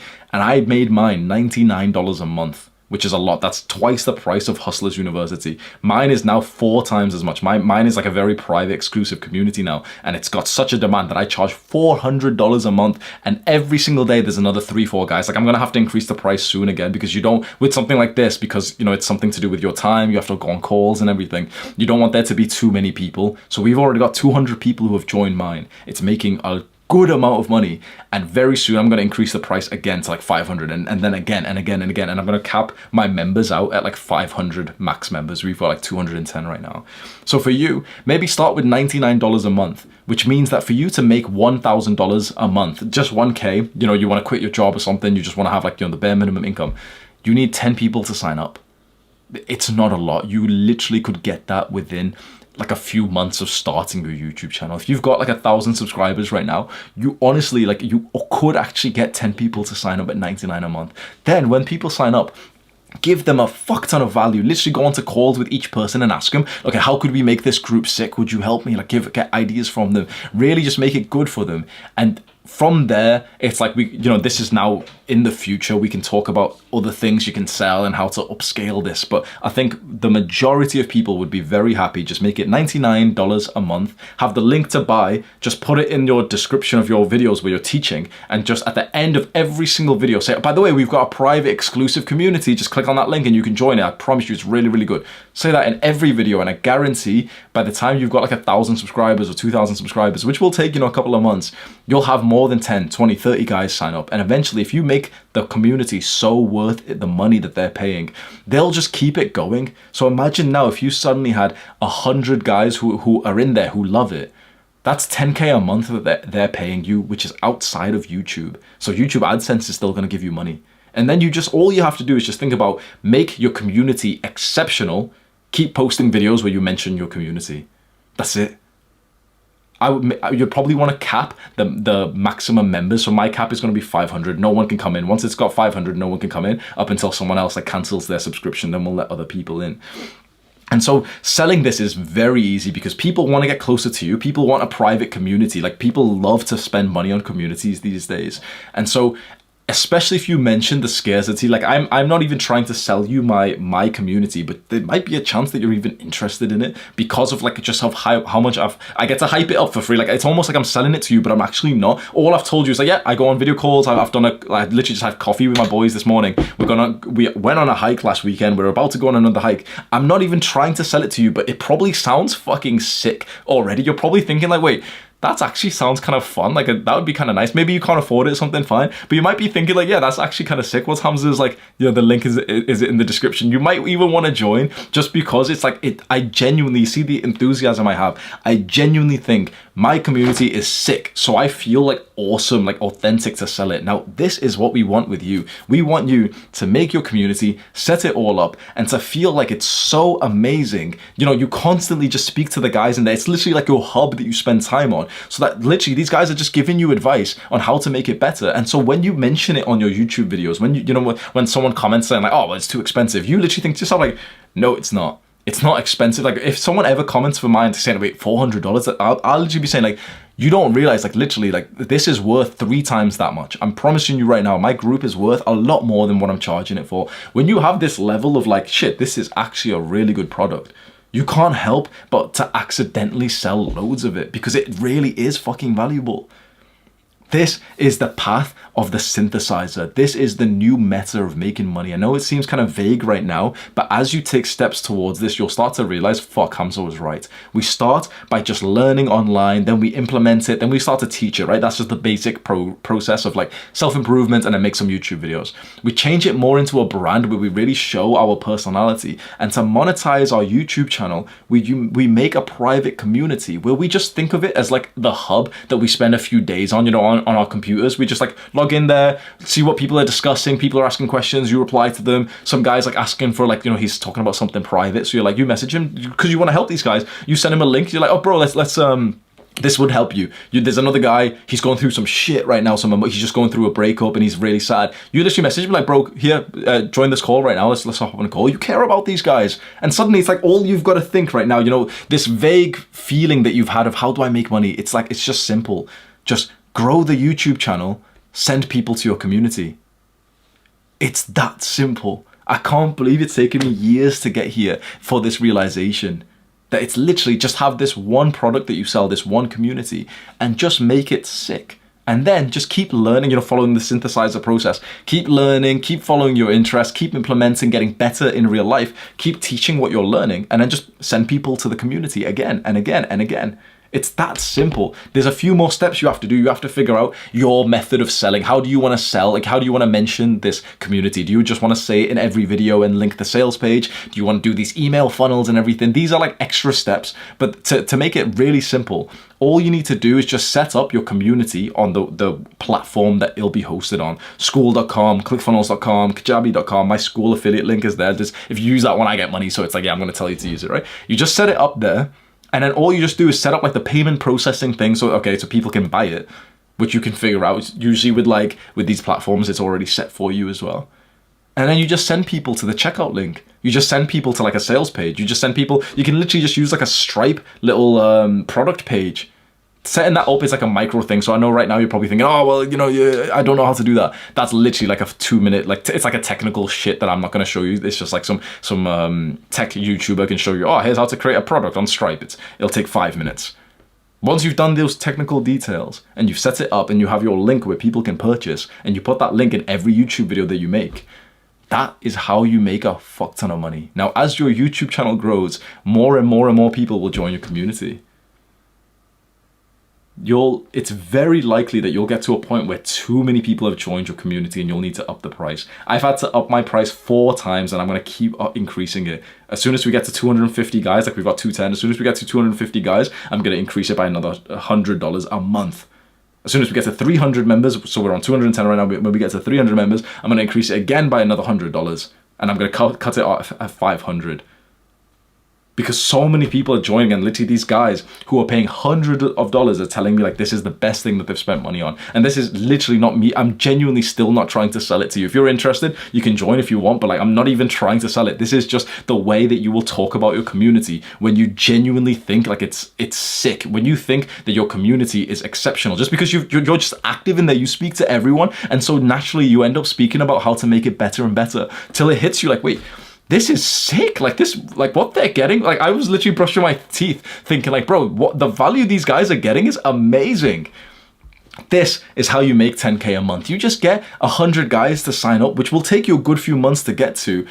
But the plan there is just simple. My community is linked in the description. The school affiliate link is also linked. I've spent hours making this video. My throat is parched. And so if you can return the favor in like 20 seconds and just share the link of this video to a friend, you'll help them. They'll think that you're cool for sending them a helpful video, and you'll also help me. Do the hard work, especially when... Wait, I've got to say the call to action. Click the link in the description right now, and also click on the share button and send that link to someone right now. Do the hard work, especially when you don't feel like it. Mwah!